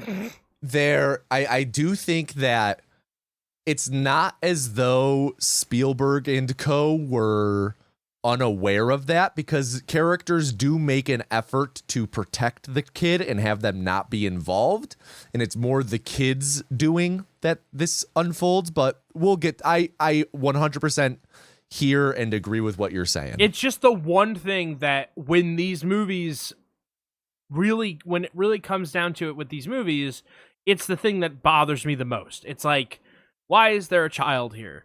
Why are you here, child? Because I represent the wonderment that the audience that the parents don't have. Okay, I guess. Anyway, so that's my one pet peeve. Gotcha. Well, speaking of children, this movie opens with, I should first say it takes place 4 years after the events of the first film. Mm-hmm. And it's a rich family, like on a private yacht. They have a whole crew, and they are docked. I guess they pulled up to an island that is it's not the same island as the first film, but it's a not far away island where a lot of dino breeding happened. None of that makes sense. No, why did the dinosaurs can swim? No. We'll talk about that later. Because they do go a little bit into the purposes of this island, but it kind of retcons some things from the first film. Anyway, there's this a mom, dad, daughter. Daughter walks off. A bunch of little tiny dinos come and attack. Ultimately, we don't see the attack, but she ends up being fine, we're told. Just kind of establishing there are still dinos on an island nearby. We then cut back to our main character of this film is Jeff Goldblum as Dr. Ian Malcolm again. Yes. He's living in New York, I think. He's living somewhere, and it's kind of quickly established that after the events of the first film, he went public with everything that happened on the island while everyone else signed an NDA. So also he's stupid. he's the only one who has been talking about the dinos and stuff, and no one in the general public believes him. They kind of view him as like a quack. So we have some interactions on the subway about this, and he is on his way to go and see Dr. Hammond, the guy who ran the park in the first film. And of course we have a quick cameo from the kids of the first film saying, "Oh, hi, we missed you. How are you doing?" And then they're gone for the rest of the film. And that was them? Yeah. That was never them. Clicked with me. What? I'm pretty sure we talked about it in the moment. I did. I was like, oh, children. Yeah, that was the kids from the first movie. Well, fucking I'm just glad that they didn't show up. So he shows up to Dr. Ian Hammond's house. Or wait, yeah, Dr. Ian Hammond? No, he's Ian Malcolm. Yeah. Or John Hammond. There we go. John, yeah. John? So he is... John Hammond essentially tells him about the second island. And the second island is where the dinosaurs were more or less bred and cloned. Why would you? Why? I'm sorry. I'm sorry for interrupting you. Why is there a second island? Yeah, like this. Yeah, this is where I was like, what? I thought we see them breeding in the first film, even. Yeah, and, that's with like the a eggs whole in thing. The web. Yeah. So I didn't really track that in this film. Like, why are we, didn't make too much sense to me. He's like, yeah, this island is like abandoned because of a hurricane or some shit. But his Dr. John Hammond's nephew has used the events of the first film as a lever to take over the company, take over Dr. Hammond's company. And he wants to take the dinosaurs from this island, and more or less throughout the film we learn he wants to bring some of them to San Diego and make a Jurassic Park, like a dino zoo in San Diego. Okay. But we also know, even if you don't believe him, even if you're like, you want him to be a quack, everything that happened on the island actually did happen. Yes, that's a great point. Like, the dinosaurs show up and they're like, hold on a second. This is put up by the company who, InGen, the company that Dr. Ian Malcolm was just talking about. Hold on, wait, so that all did happen? Like, as soon as this park opens, everyone is going to know that he was telling the truth. yeah, it's like, oh, this guy that you worked so hard to discredit, oh, he was actually telling the truth the whole time. There wasn't an island of dinosaurs. Yeah, but no, he was just lying about it being dangerous. Yeah, that didn't happen. But yeah. I didn't really think about that while we were watching the film. That's a great point.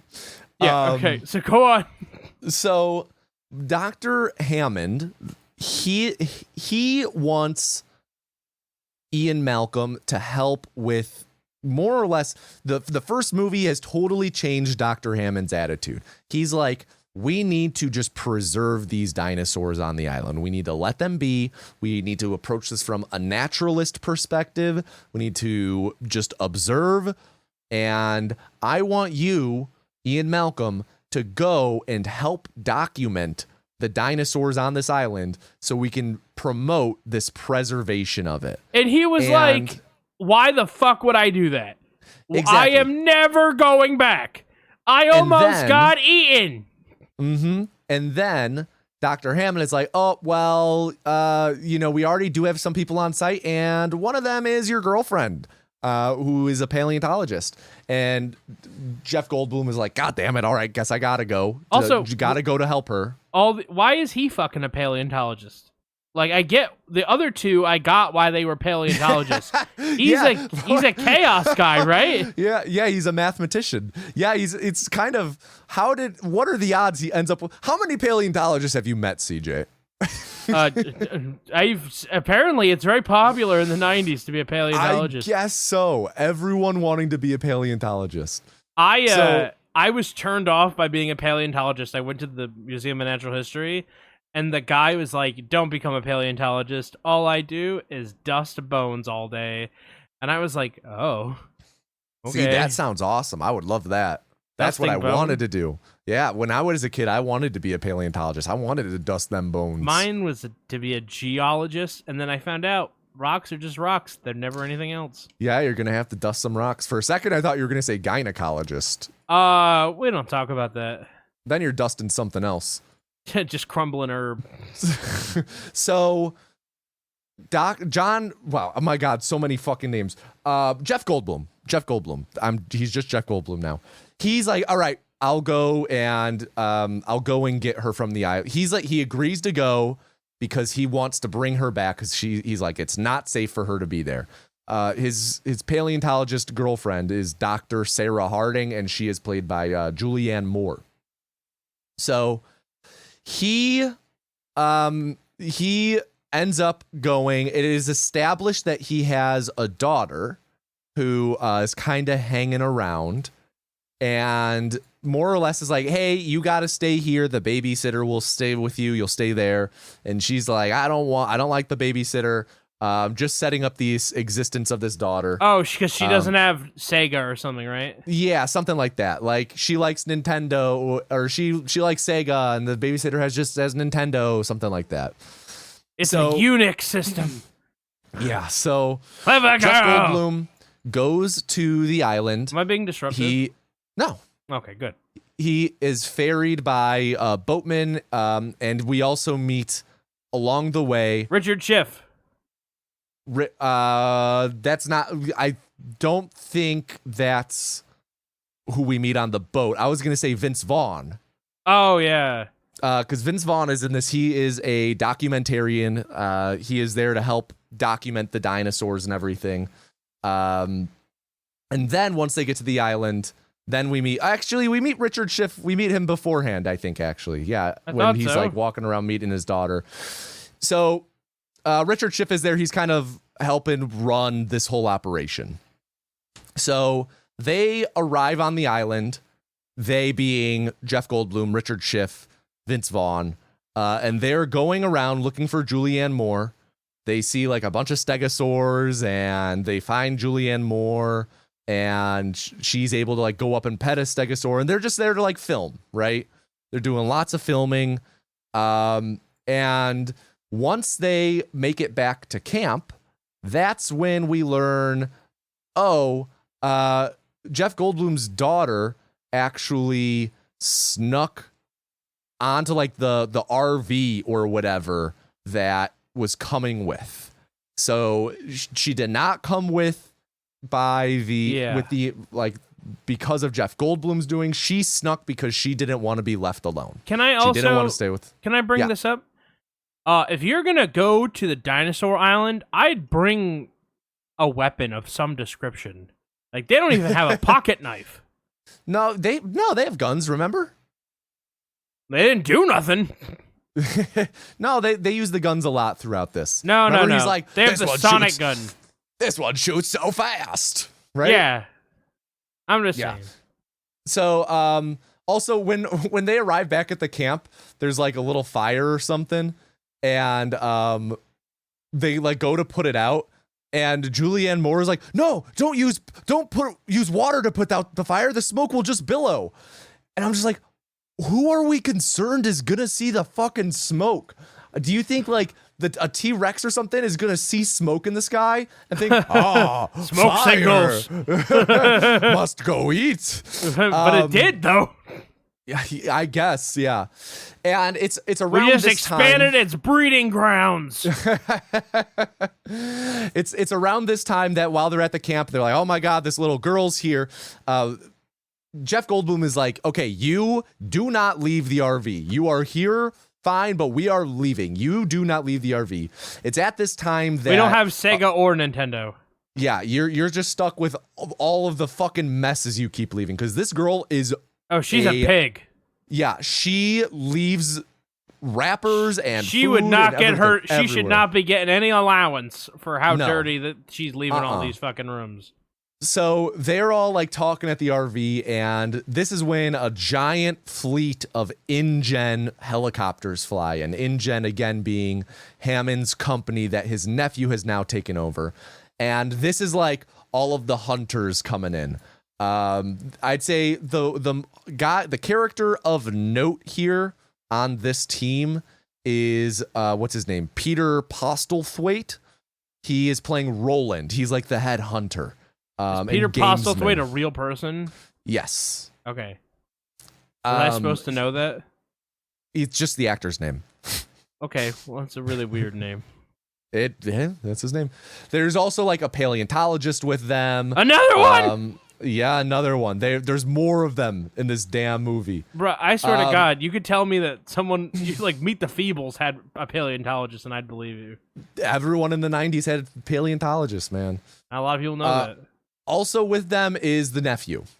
So they arrive, and they're here to track dinos and capture them, shoot them and capture them.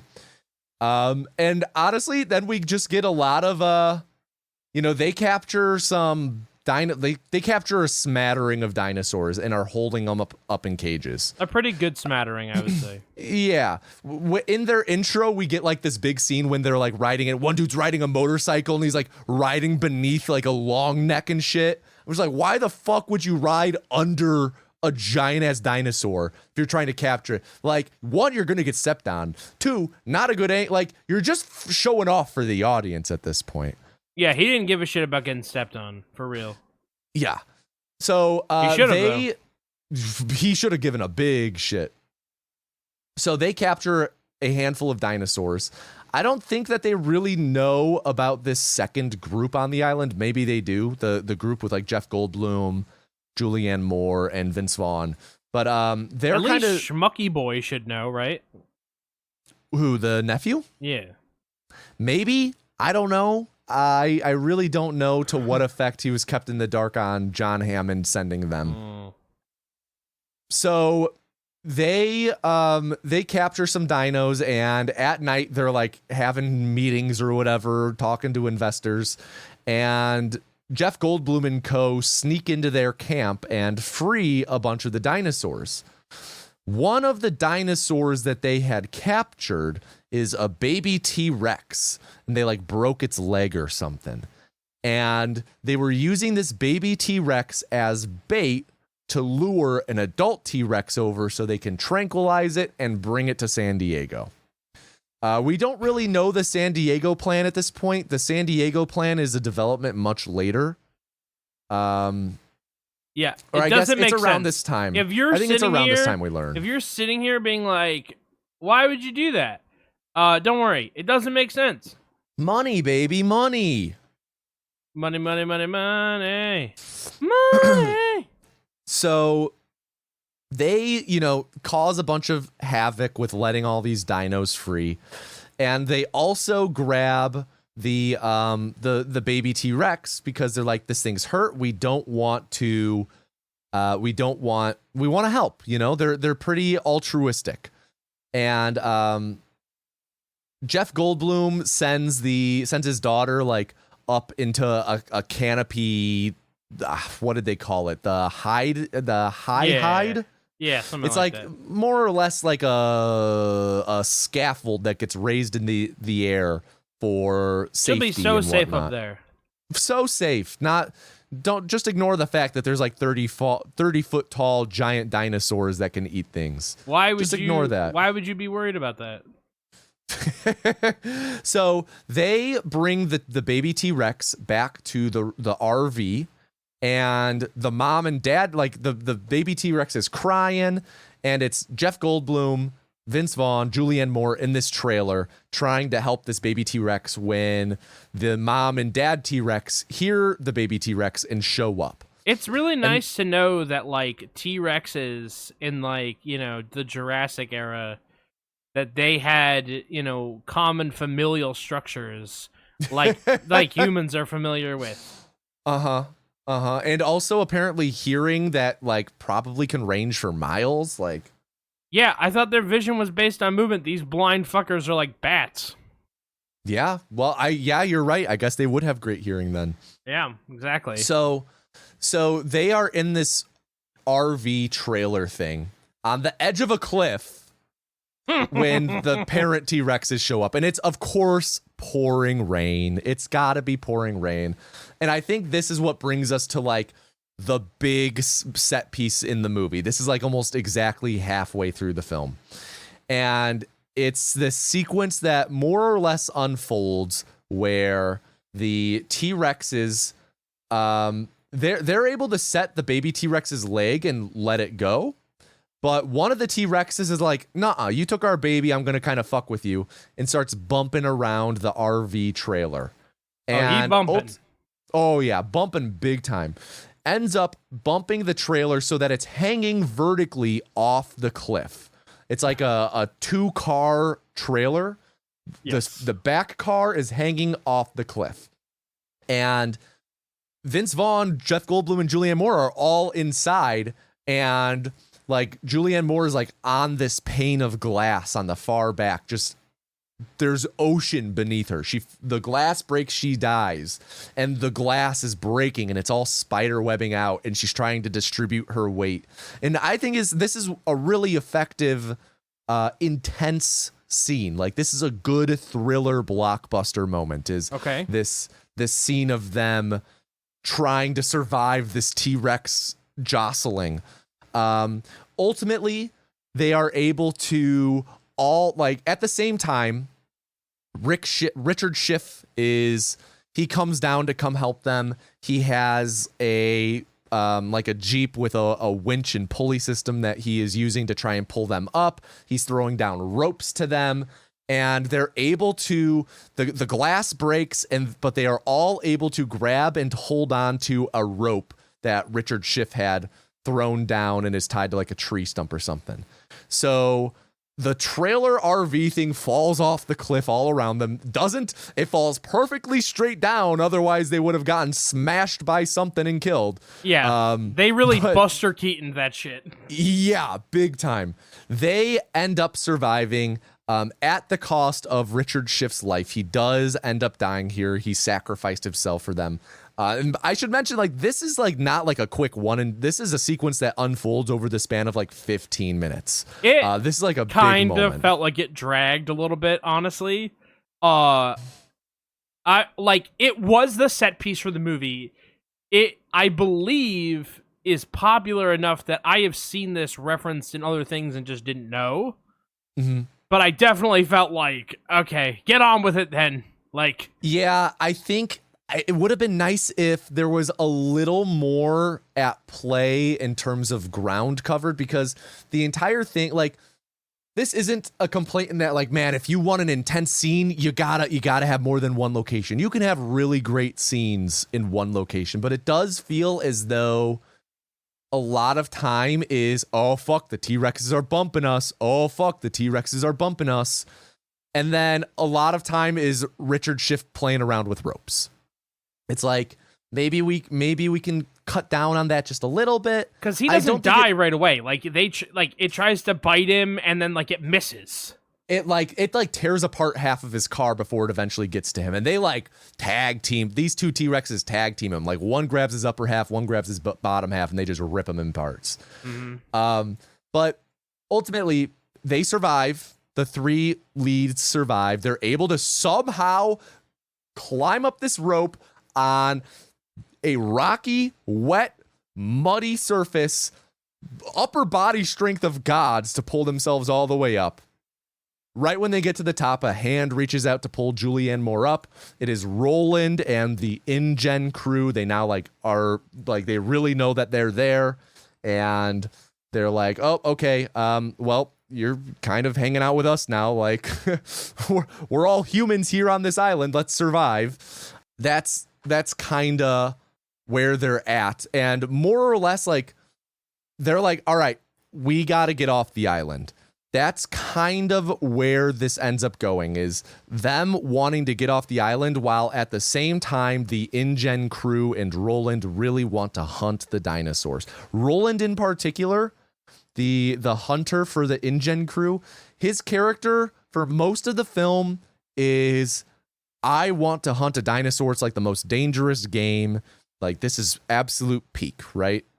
So they all start traversing the island. There's a lot of like just kind of getting to know the crew, because there's like a handful of guys on the InGen crew, more or less serve to be dino fodder. They eventually get eaten.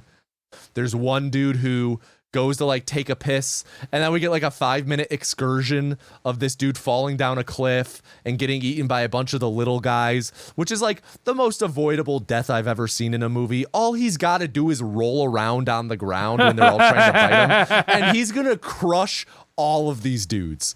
Like, holy shit, these guys, like, they would collapse and get smushed under the body weight of a single human. Let alone like a large. It's not like this guy's like skin and bones. Like, he's a built guy. He was large. Yep. Yeah, and he looks tall. Like, he would crush these easily. So he gets picked off by the little dinos. Everyone else is walking. There's one scene where they're like camping out at night, and the daughter is with them through all of this. And Julianne Moore and her are sharing a tent, and like a T-Rex comes and is investigating their tent. And I think this scene just looks fantastic. The practical T-Rex head sticking into the tent and bumping it around, and them trying to like stay still and survive. And this kind of incites what I would probably consider to be like the big chase to get off the island. It's like the rest of this second night on the island.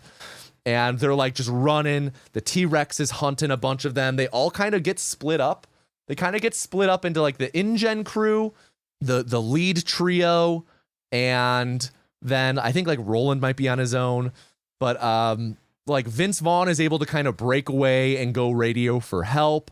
A lot of the InGen crew get picked off by velociraptors in a tall grass field where like you could just see them walking in a line, all the guys walking, and then we get a wide from above and we can just see the velociraptors closing in from all sides and they're unaware, which I thought was a really great shot.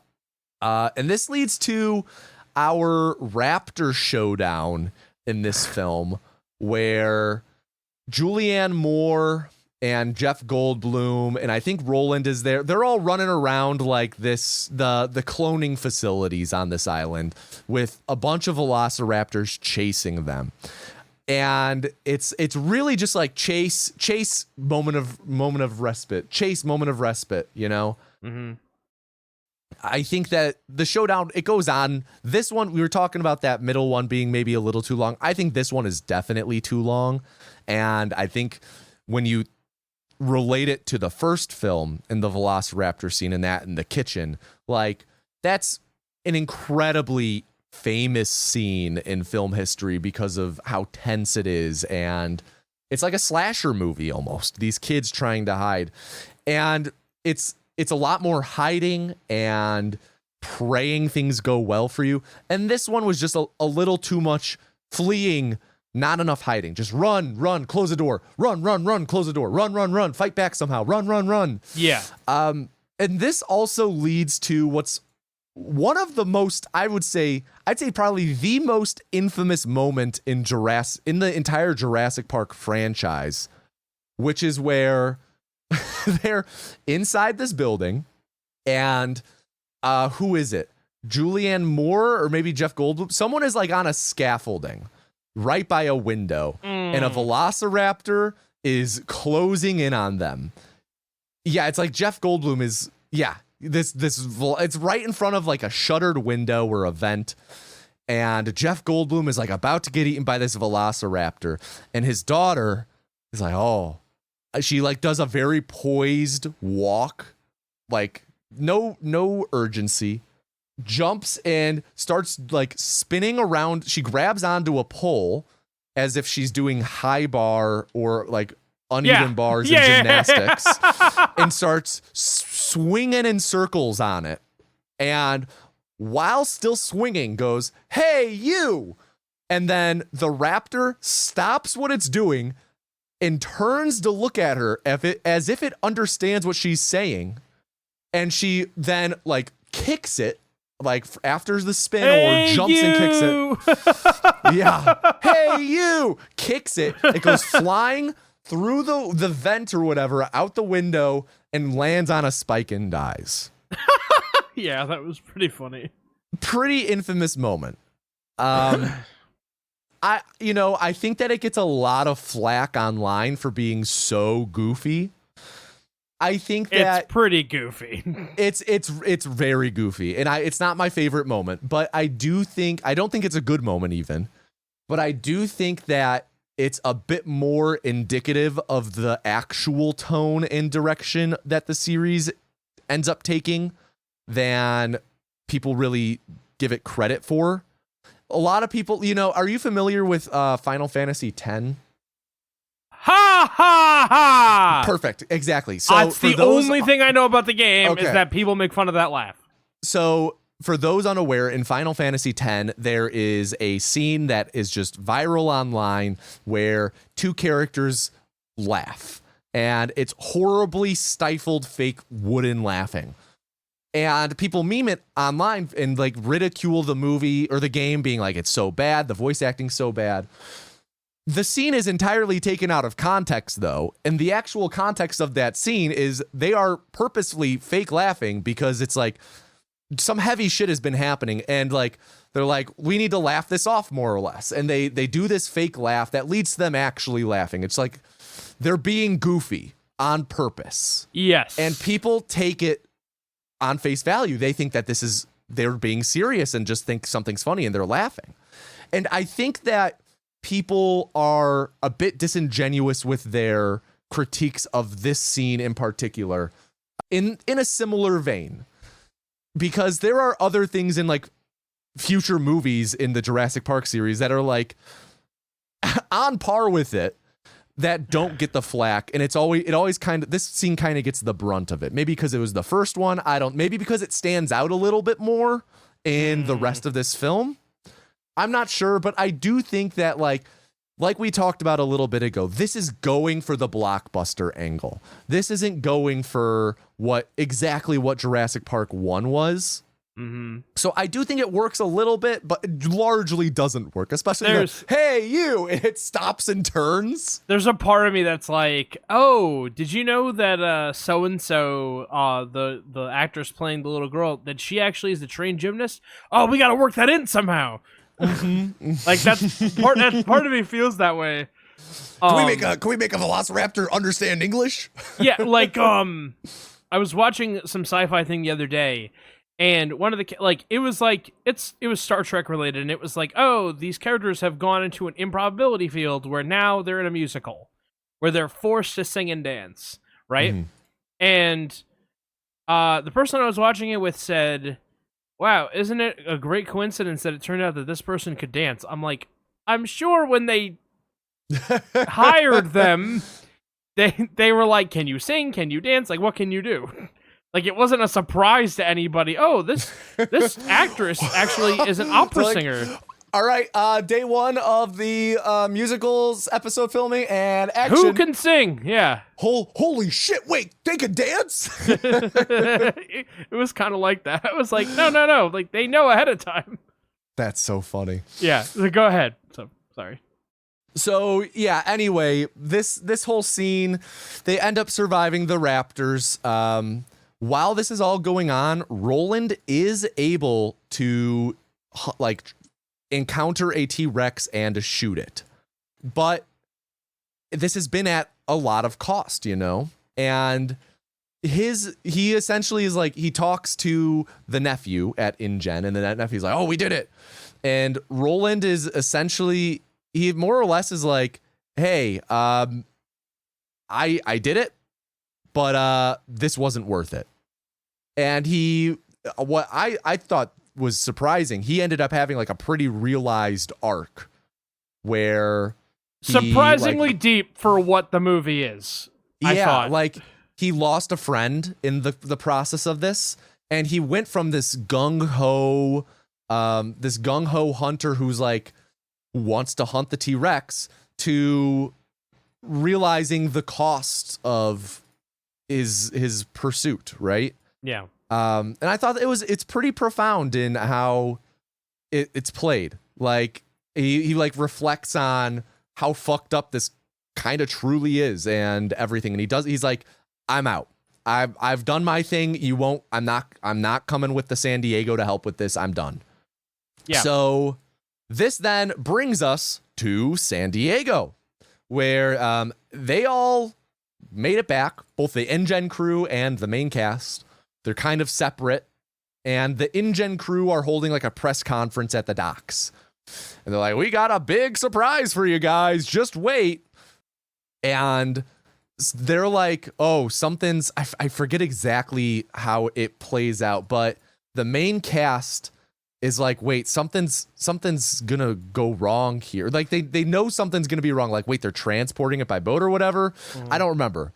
But more or less, the boat, they're expecting it to approach, and the guys in the fucking air traffic control, the water traffic control is like, wait, the boat's, it's not slowing down.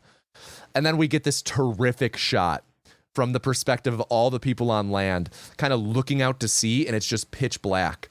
And then you see out of the blackness, this ship just kind of comes into vision and just and this is like a huge cargo freighter, just rams ashore. And like, you're like, oh fuck, okay. Clearly the T-Rex in there got out. So like something went wrong. The crew's all dead. And more or less this leads to the T-Rex getting loose in San Diego. the adult T-Rex. And Stupid. there's so they're like, okay, so how are we gonna do this? They're talking to like the nephew now is like, oh fuck, I fucked up. He immediately is like, this is bad. And Jeff Goldblum even says to them like, oh, you wanted to be like your uncle? Well, now you are like him. You know, you caused this, what's about to be a disaster. You set a T-Rex loose in San Diego. And they're like, okay, we need to capture this T-Rex. This drugged up T-Rex. It's gonna want to look for water first. So yeah, I wasn't really sure how they got there, but they got there, so. It has a bad case of cotton mouth. So this T-Rex crashes into a harbor, and we see it surrounded by water at the harbor, and they're like, it's gonna seek out water. So naturally, the T-Rex goes wandering around the suburbs and finds a backyard pool to drink from. Yeah, it came from the fucking ocean. And like, I know some astute listeners might be like, well, CJ and Tommy, it's not going to drink salt water. Salt water just dehydrates. It doesn't fucking know that it's salt water. Surely, evolutionarily, it would know to avoid the salt water. Yeah, but it fucking drinks so much chlorine. You're telling me that it doesn't take a sip of that and go, that's bad. Or it doesn't encounter some lakes or ponds or rivers? Yeah, it doesn't encounter anything. It doesn't encounter a bird bath. It goes straight to the suburbs, drinks from a pool, and now we're going into like the final climactic scene where they are like, the main cast are like, okay, how are we going to do this? The plan they come up with is, or I guess they ask the nephew, like, where's the baby? Where is the baby T-Rex? Because they know they have the baby T-Rex still. I'll never tell you. He's like, the baby is in a secure location. That's what he says, is the baby is in a secure location. I don't think that's what he sounded like, but he sounded like fucking Beavis. So their plan is, we got to go get the baby and lure the adult T-Rex with it.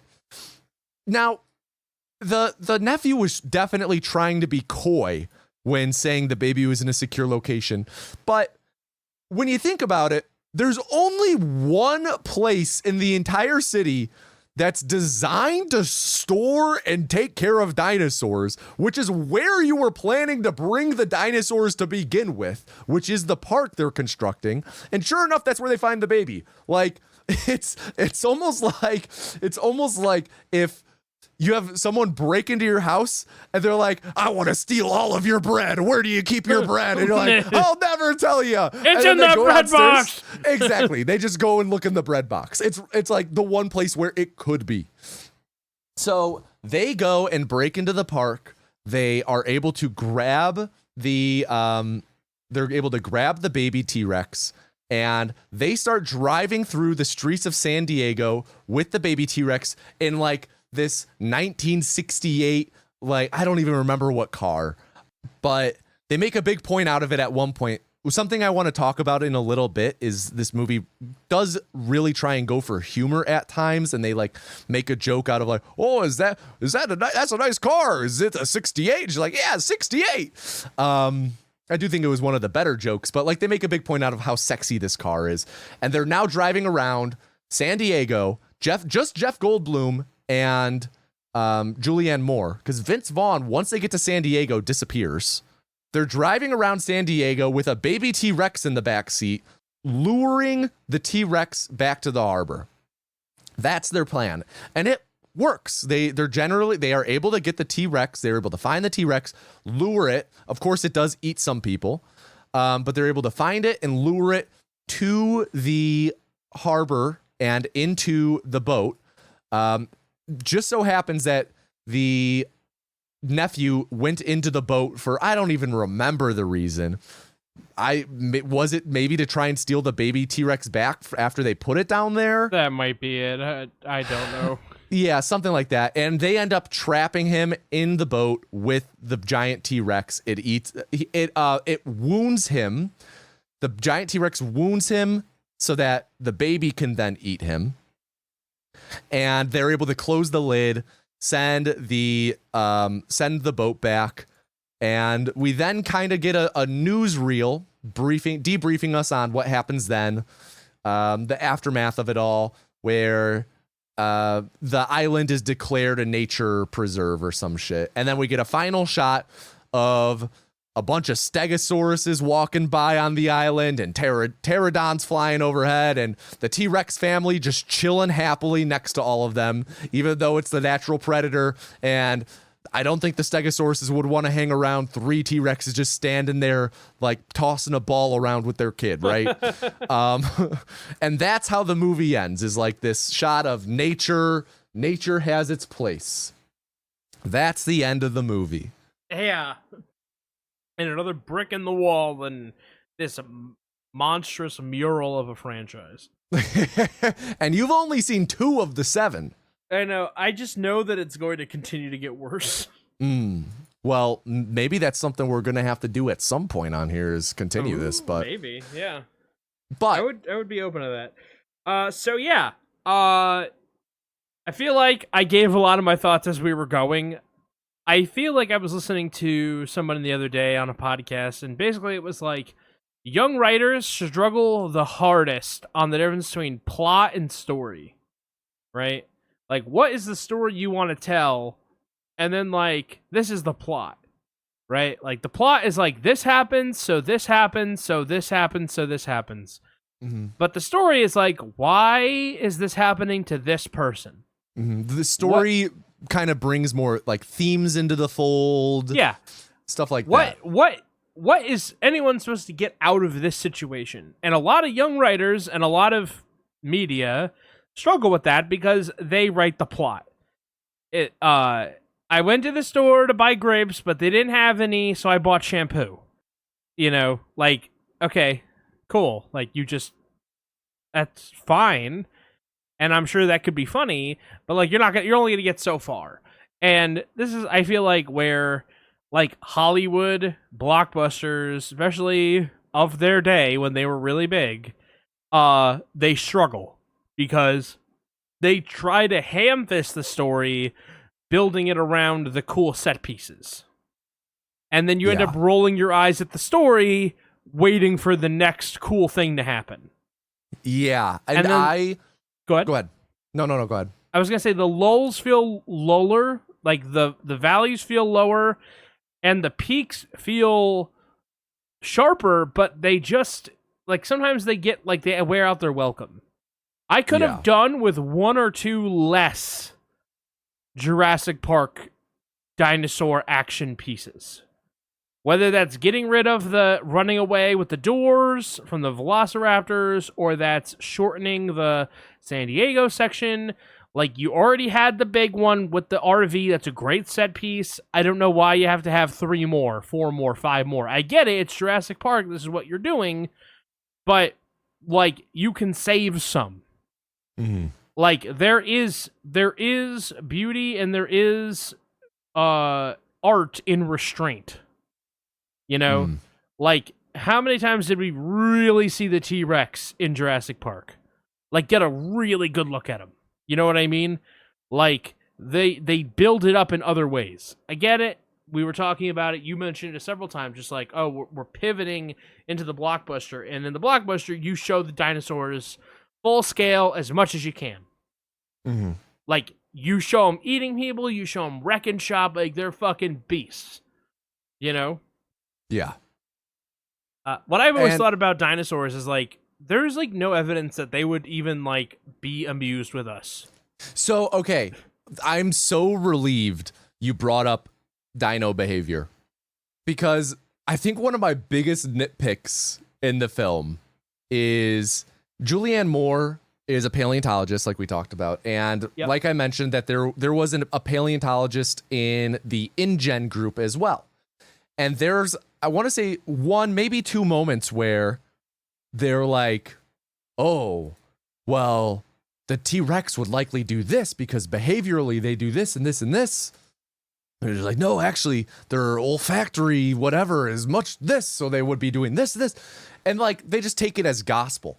I'm like, how? There is zero chance an actual paleontologist would even pretend to have an understanding of how these things actually behaved. We have zero clue. We are still debating what they actually looked like. Like, I think it was recently I was reading a thing that like dinos that we see on film are much, much leaner than we actually believe. Like on film, they're just these bodies of muscle, and that's it. And they're like, no, they would probably look more like a chicken. They'd probably have a lot of body fat on them, and they'd be walking around like with all the fat reserves and whatnot. Yeah. I mean, they were fucking huge. They had to eat so much. Yeah. And like they need the energy reserve. So it's like we're still trying to debate and land on what they likely looked like. And these people are spouting the behavior, like what it would do next in its territorial behavior, just on pure happenstance. Like, oh, well, its nasal cavity is this big, so that means it hunted by this. And it just, I rolled my eyes each time they did that. Yeah, it's like they treat all dinosaurs like they are hungry tigers. Like, you fucking came into my territory, you're gonna fucking die. Whereas, like, I feel like it might not even register to something that large that we're a threat. Mm-hmm. I mean, think about it. The scale, you know? Yeah. It's like, are you 100%. Afraid of a chicken? 100%. 100%. Something else that you said as well that I kind of wanted to spin into, like, what's probably my main critique of this movie is you were talking plot versus story. And I think that, you know, using that as a discussion point is a great way for me to, like, really gather my thoughts and try and articulate this coherently. Okay. And we talked a bit about this during the movie as well, is Jurassic Park, the first one. It has a really simple setup. Come to the island, we're going to see dinosaurs. And the characters don't believe it. And then they see the dinosaurs. And then things unfold. They're going along with an itinerary, and shit hits the fan. And then it becomes, we've got to get off the island. But to get off the island, there's a good handful of problems they have to solve. And they're split up, and they're trying to regroup, and the power's out, and you have Nedry sabotaging things. There's a lot of moving parts. But from a motivation perspective, it was strictly, we're gonna go see dinos. We're trying to get out. This movie, though, had so many ingredients put into the pot for getting these characters to the island. Jeff Goldblum is there for one reason. Julianne Moore and Vince Vaughn are there for another reason. The daughter is there for another reason. Roland is there for another reason. The nephew is there for another reason. We have all of these characters with different motivations and different plot things going into it. And ultimately, it turns into, we got to get off this island, like how the first one is, but it doesn't really progress. We got to get off this island. It's just, we got to get off this island, so I guess we got to walk, and then shit happens. It wasn't as, it wasn't quite as, what's the word? It all just kind of happens, and happens. It happens for the sake of it happening. And going back to the first film, like, it has this full story, and then the plot kicks in. Like the moment to moment is really tense, and this movie just kind of felt like there wasn't as much story, and it was just plot. We got to get off the island, okay, and then shit happens to us. You know? So it's like, it almost feels Inside Out, where simple in them getting there, in the first film, simple in them getting there, hard to get out. Second one, hard in them getting there, simple in getting out. In terms of premises, motivations, all of that stuff. Yeah. Complications. And I think that's like kind of the big thing for me, where there just wasn't enough like the plot wasn't compelling in the same way the first one is. It's just, we got to survive. Yeah. And in the first movie, they go there to see dinosaurs. In the second movie, he goes there to leave there. His goal is to get there and leave as fast as possible. Yeah. You know, and like, I guess I kind of get it. I think there was this thinking that you needed kids in the movie if you were going to have kids go see it in the summer. Like, they got to have someone. That's a good point. You got to have someone on screen that, you know, that correlates with them. But like, this ain't it, you know, like, yeah, you like Jeff Goldblum almost died, you know, like his only motivation to go is so that his girlfriend doesn't die. Yeah. You know, and then it's like, oh, we can't leave. What do you mean you came to the island of dinosaurs? What do you mean? I think Vince Vaughn's like, yeah, they paid me like a sickening amount or something. Like, they paid him a ton. It's like, okay. Why would you come to the island of dinosaurs? It didn't go... Oh, no one knows about the first time. No one knows about the first time because everyone signed an NDA and everyone thinks that Jeff Goldblum's a quack. Yeah. You know, so it's like, okay, now they believe him. So... Yeah, it's just a lot. It's like... A lot. It was like a Reload premise. It's like, what if we did Jurassic Park 2? Like, I'm shocked it's not called Jurassic Park 2. Not just that, but that Jurassic Park is the subtitle on it. Yeah. Very interesting choice. Yeah. Something I wanted to talk about briefly is, you know, I think going into the movie, I might have said in the pre-show that I've seen this movie before, but I was little and I don't think I remembered any of it. But watching this, I discovered so many moments I didn't realize I was nostalgic for. Okay. The opening scene alone, like the movie opens with characters, the rich family pouring champagne on the beach. The visual of them pouring champagne, I did not realize how burned into my brain it was until I saw it. Similarly, like there were little moments like assembling the gun on the boat. Like the one we were talking about, like, oh, this is a supersonic gun. It shoots so fast. That... when they first start like trying to find Julianne Moore on the island, all the trank darts with the big puffy feathers, just a lot of little moments I had no clue I was going to be so nostalgic for. So I wanted to call that out, but I've just mentioned the scene when they're first looking for Julianne Moore, and I forgot to talk about this in the recap. Her name is Sarah, or sorry, as they say in the movie, Sarah. Sarah! I was saying that all on my business trip last week, but I couldn't remember what it was from. Sarah! If you go and listen to the commentary track, we were going, Sarah! Sarah! For like half the movie, it felt like.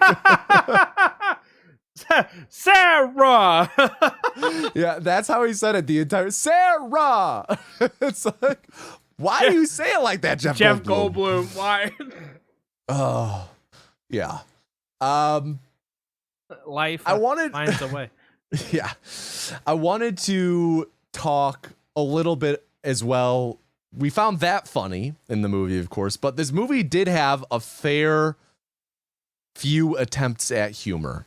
And, right. You know, I don't think, you know, I think it's often forgotten that Jurassic Park 1, it's a funny movie. It has funny moments. It doesn't really dwell on that one in particular. But like it doesn't really dwell on the moments for humor, right? No, it's usually like little quick jokes. And I feel like this movie, it does have some humor that worked, but I think that most of the times they went for the humor, it definitely felt a little forced. It felt like it didn't fully land. Like, for example, when they're hanging off the cliff and Richard Schiff yells down like, "What do you need?" or something. And they're like, "Rope." And Vince Vaughn's like, "And cheeseburgers." They're like, "No onions on mine, and an apple turnover." It's like, what are we doing here? Why are you guys placing a goddamn McDonald's order while you're hanging off the cliff? It just felt a little out of place. You know? There's the whole thing with the car and the 68 thing. I did think that was a better one. And they're like, when they're chasing the dinosaur chase is happening at the end. Oh, we need the T-Rex we need the baby T-Rex to make a sound. And then one of them goes, "Oh, he knows." And then they just sit there for a moment while a giant gas station ball rolls past them. That definitely feels like it's supposed to be a moment for comedic effect, or like, "Where's the T-Rex? Is it still behind us?" And then it just Kool-Aid Man's through a wall. Like, I just feel like some of the humor, it's a little heavy-handed compared to how it is in the first. The first one's a little more dry. A little more, the humor is supplementary as opposed to the scenes more hinging on some of the humor to land to work. Not to say that it was super distracting, but it did pop up enough for me to like take a note. Okay, the humor's not quite landing in the way it did in the first one. Gotcha. Yeah, no, I agree with that. Something else, though, the big question I have is, where the fuck did Vince Vaughn go? He went home, brother. He got paid to go to the island. He didn't get paid to go back to San Diego and deal with dinosaurs. We see him in the helicopter with them flying into San Diego, and then he just disappears the rest of the movie. Yeah. Like, no character arc, no closure, just gone. They don't even mention him. It's almost like he was a ghost that only we could see. Because it's not like one of the, like, "Hey, where'd Vince Vaughn go?" Oh, I don't know. They don't even bring him up. Man, wasn't there a third one of us a moment ago? No, he's off filming Clay Pigeons. He's not here right now. He's off filming the Psycho remake. Can't be here right now. Just like totally feels like he was forgotten about. Well, there you go.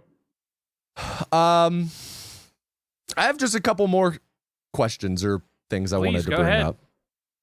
The first is, I feel we've been critiquing this movie a lot, and I do want to call, like, there are some really great moments in this. There are a lot of little moments specifically that remind you Spielberg made this. Like, you'll be watching, like, yeah, this is whatever. It's a Jurassic Park sequel. And then there will just be like some incredible camera work to complement a moment or a scene. And it's just like, oh, fuck, right. Spielberg made this. Like, the dude still got the touch. He, like, even when making this, like, this campy B movie, there are some just like really great moments. Like, there's just sometimes when, like, there's one moment in particular, I can't remember exactly where it is. Like, Julianne Moore has a realization and she says something. She's like looking directly at the camera. It almost feels like something out of like an M. Night movie in a way. And it's just like, it's chilling in a way at times, or like the camera is serving to show something off. Some moments that like I really loved, and just favorite moments in general, are like the trailer glass sequence, like her on the glass and us like being on the other side of the glass as she looks down. Fantastic. Like the glass sequence alone, like, yeah, we talked about how the whole thing goes on a little long, but the glass part of it is great. Just really great, I felt. Tense, well shot. Also, like when all the guys are walking through the grass and we get that the camera pulls back and we see all the velociraptors closing it. Like, just a great moment. Great visuals. The cargo ship that I brought up, just barreling onto land, emerging from the pitch black. Like, there are those like really just moments that make me like hold up an okay hand with my hand, just like, yes, that's what I'm looking for. It still delivers on those moments. Do you CJ have any moments that you can recall that like stuck out with you, like, oh, that was pretty freaking solid? No, the trailer is definitely the one And I basically agree with your list. I think you hit the three big ones for me. It's funny, coming into this, I didn't necessarily have like a lot of thoughts or feelings on it, but listening to you talk about it awoke everything in me. And so it's funny because I'm like, oh, yes. I do I have thoughts on this. I do remember this now. And so that's sort of where I'm at with it. Is like, yeah, I do. You're picking up what I'm putting down. Yeah, but it's funny. I like came into it with like little. Mm-hmm. Well, another question for you: how did you feel this movie aged? So, I think that the first Jurassic Park still looks great, and the only reason I think I've ever said otherwise is because people always hound me for how good that movie looks. And so it's like, okay, like, guys, it is still an old movie. Like, give me a break, you know? Yeah, there are still moments. Yeah, but I did feel like, honestly, and we've talked about this, but I think that its biggest disservice is just how often it wants to show you the dinosaurs. And how full body it wants to show them to you. Right? Like, Jaws isn't Jaws if you see the shark in every frame. Right? It's the suspension of fear. You know, it's like that. It's like the bomb under the table. Once, if it goes off, like, you don't just put another bomb under the table. Like, now I want to watch that movie. Yeah. Bomb goes off. Hold on, I got another one. quick.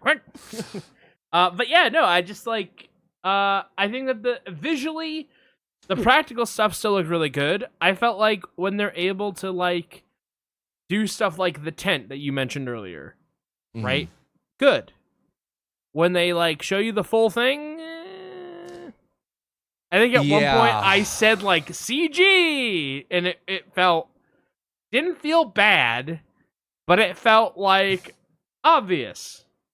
Yeah, I do think that some of the CG did really hold up. Like the final sequence when that T-Rex is in San Diego, I have like zero complaints the entire time about how it looks.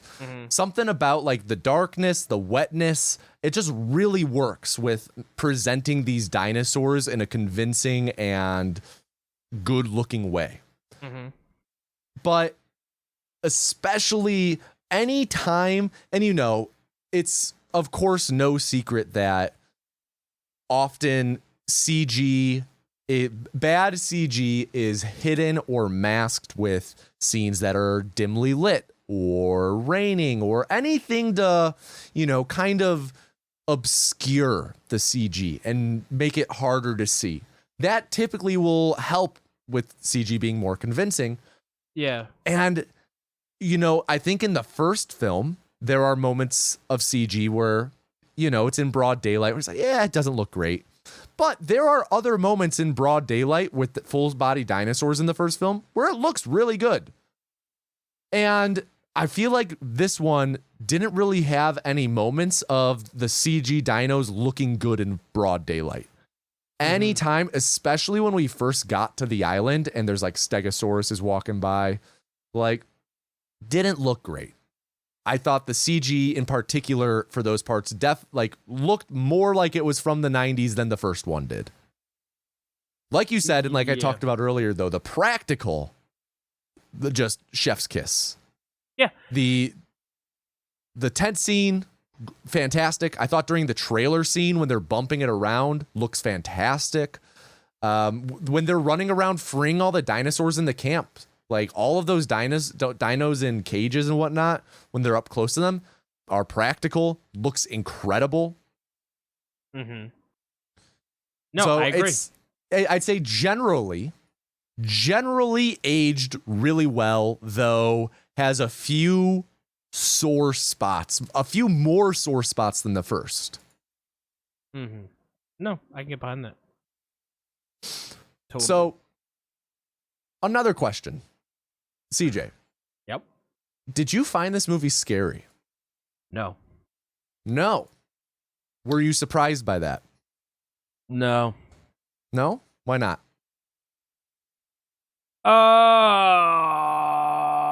I didn't.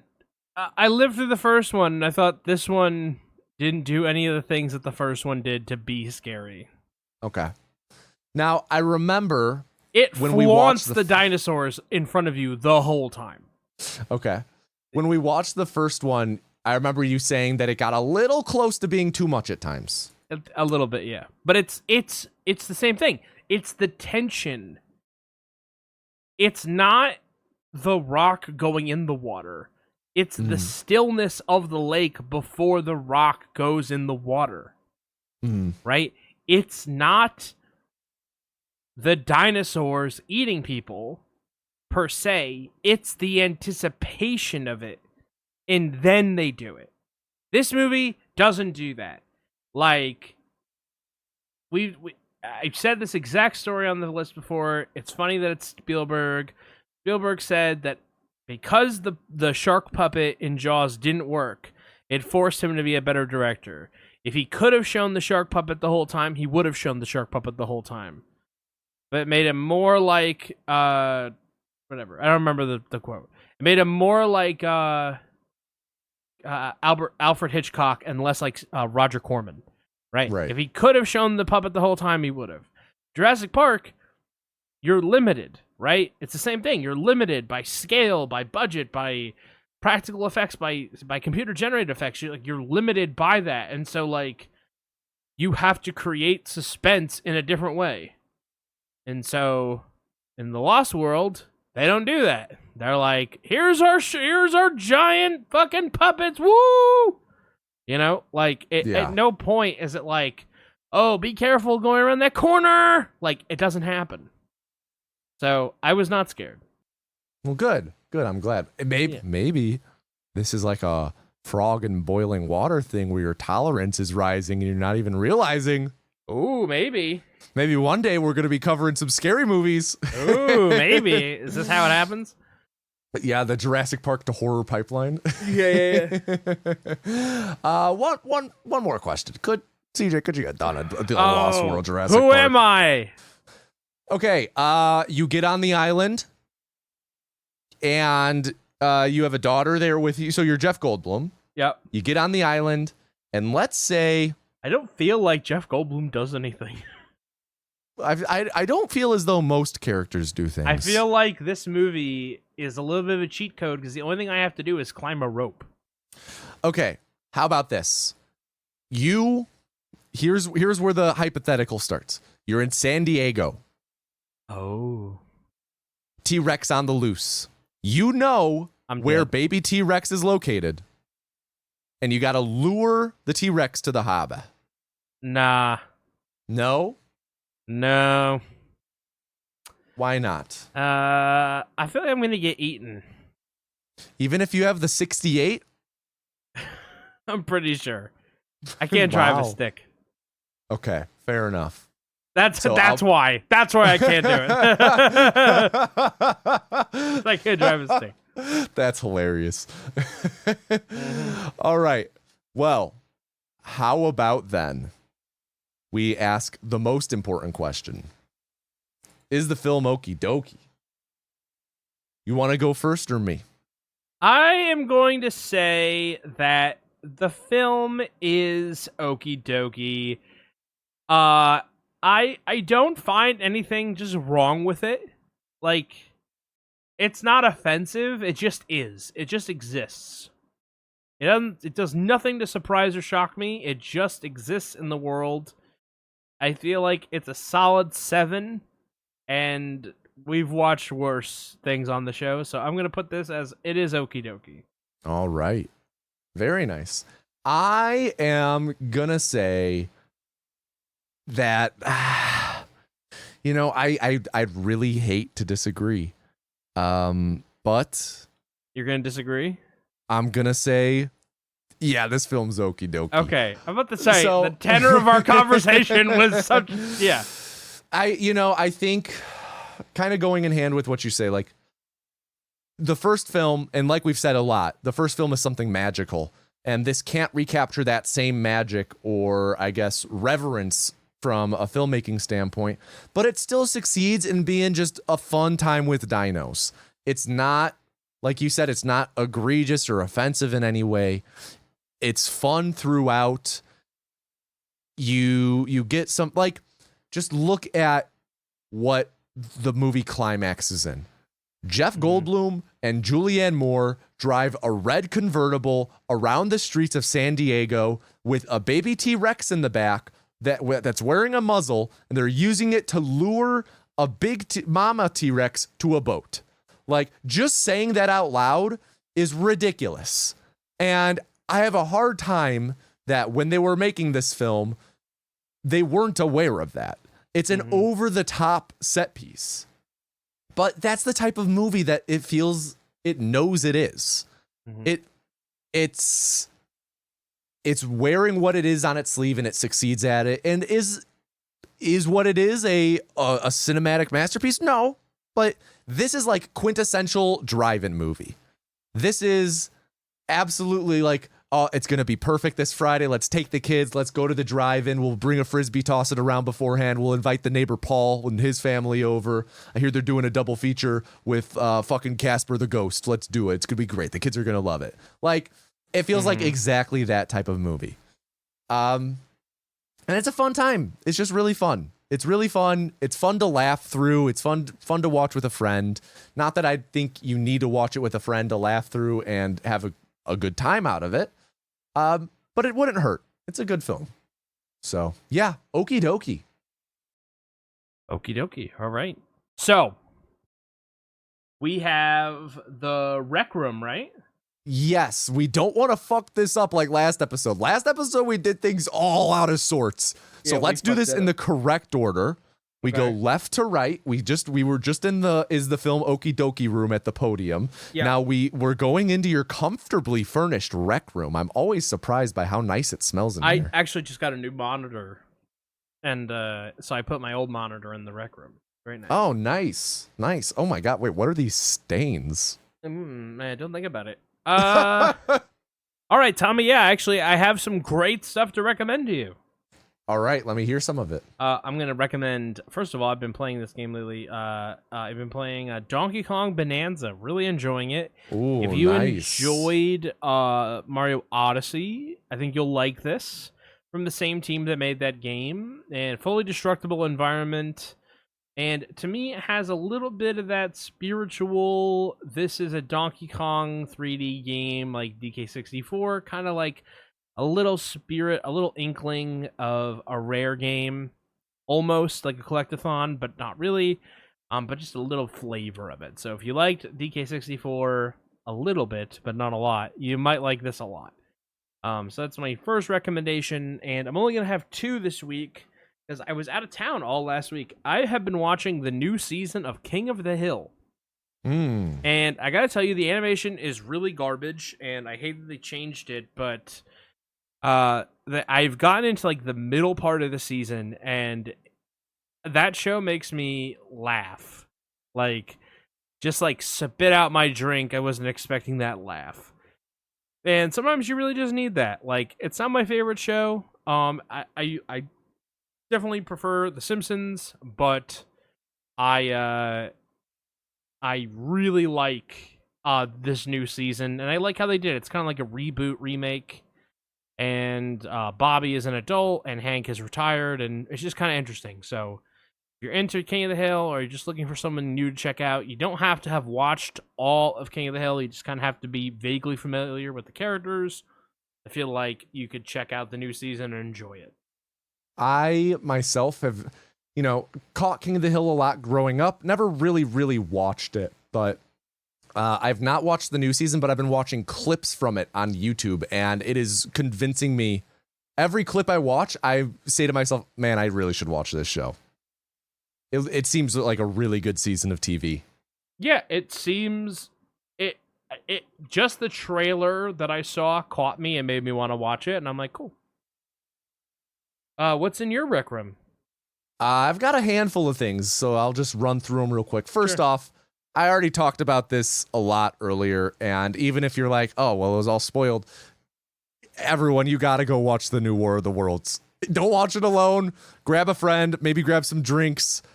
You got to watch this thing. It's such a disaster. It's the best. Other than that, wanted to recommend a film that Jade and I went and saw recently called Together. This is a film. It's, I'd say, a horror drama starring Dave Franco and Allison Brie, where they play a married couple, or no, not married. They play a couple who have been together a while, and this is essentially a body horror movie where their bodies start combining. I heard about this. Yes, it was very good. We enjoyed it. Had a lot of fun. It was funnier than we anticipated. And yeah, good time. If you're a fan of body horror, I wouldn't say it's like body horror gory. It's more body horror unsettling.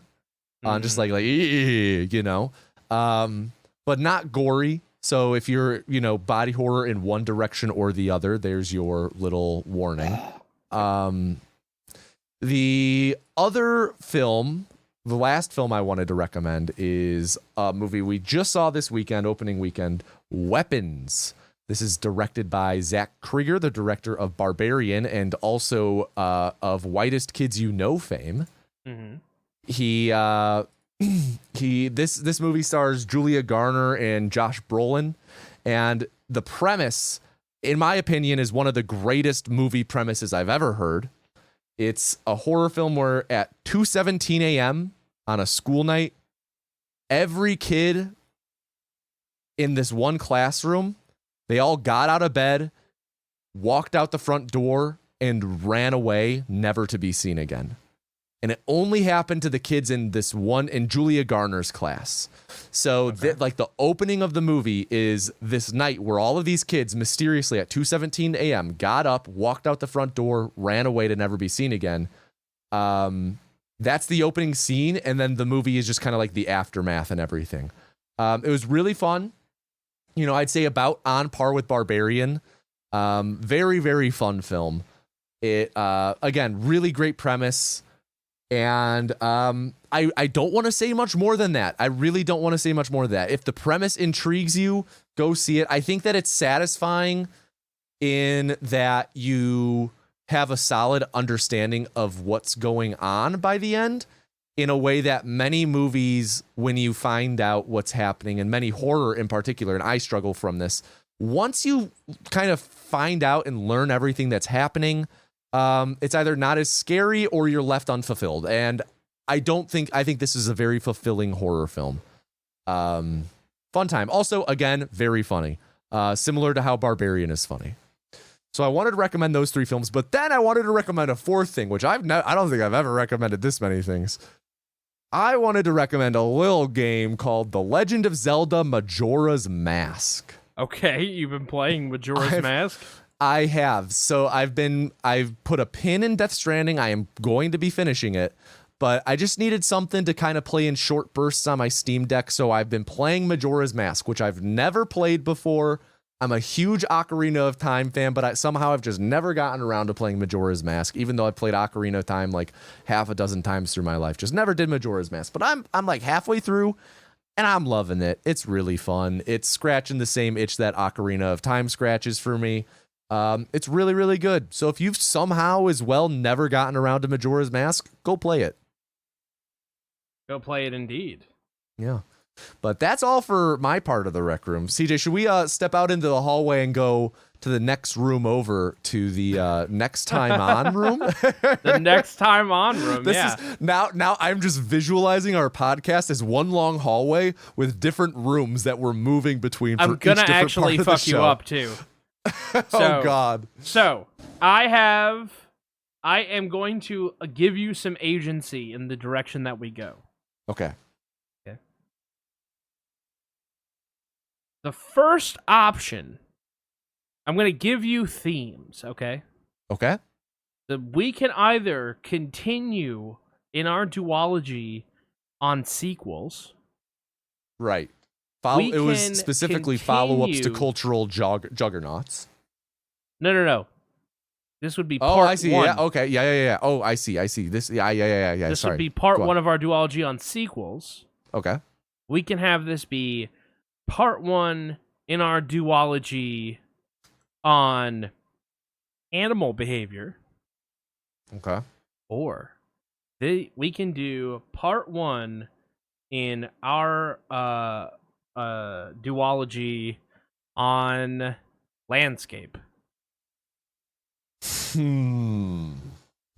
This is tough. Now, do you yourself, I would love to, maybe ascertain a little more information to help with my decision. Do you yourself have feelings about any of these in any direction? Like maybe how about, would you want to eliminate one and I could pick between the remaining two? Okay. You can pick between animal behavior and landscape. Okay, this makes it interesting. Mm-hmm. Animal behavior or landscapes. Now, when I hear landscapes, I think Western, and that scares the shit out of me. I promise you, it is not a Western. Oh, that's too bad, because I was going to say that would make me choose it then, because I like to be challenged. You will be challenged by this movie, but it is not a Western. Okay. All right. Then the other one being animal behavior. Mm-hmm. Would you like years? Okay, sure. Okay, let me get the years. So, animal behavior came out in 2022. Okay. And landscapes came out in 1952. We gotta do landscapes. Okay. I'm dying to know what this is. Right. Did you know, Tommy, that this was actually part one in our two-part duology on landscapes? No, really. Next time on the film is Okie Dokie, we will be watching The Quiet Man, starring John Wayne, Maureen O'Hara, Barry Fitzgerald, and Ward Bond, directed by John Ford. Oh, God. I know nothing about this. I know you don't.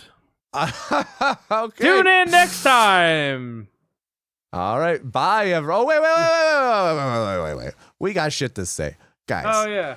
First off. We fucking went to the wrong room. We went to the, oh my God. We went to the exit door instead of the review us door. As CJ always says, leave us a 5-star review. It certainly helps out. If you don't, then you got to be a hater. That's what CJ says verbatim.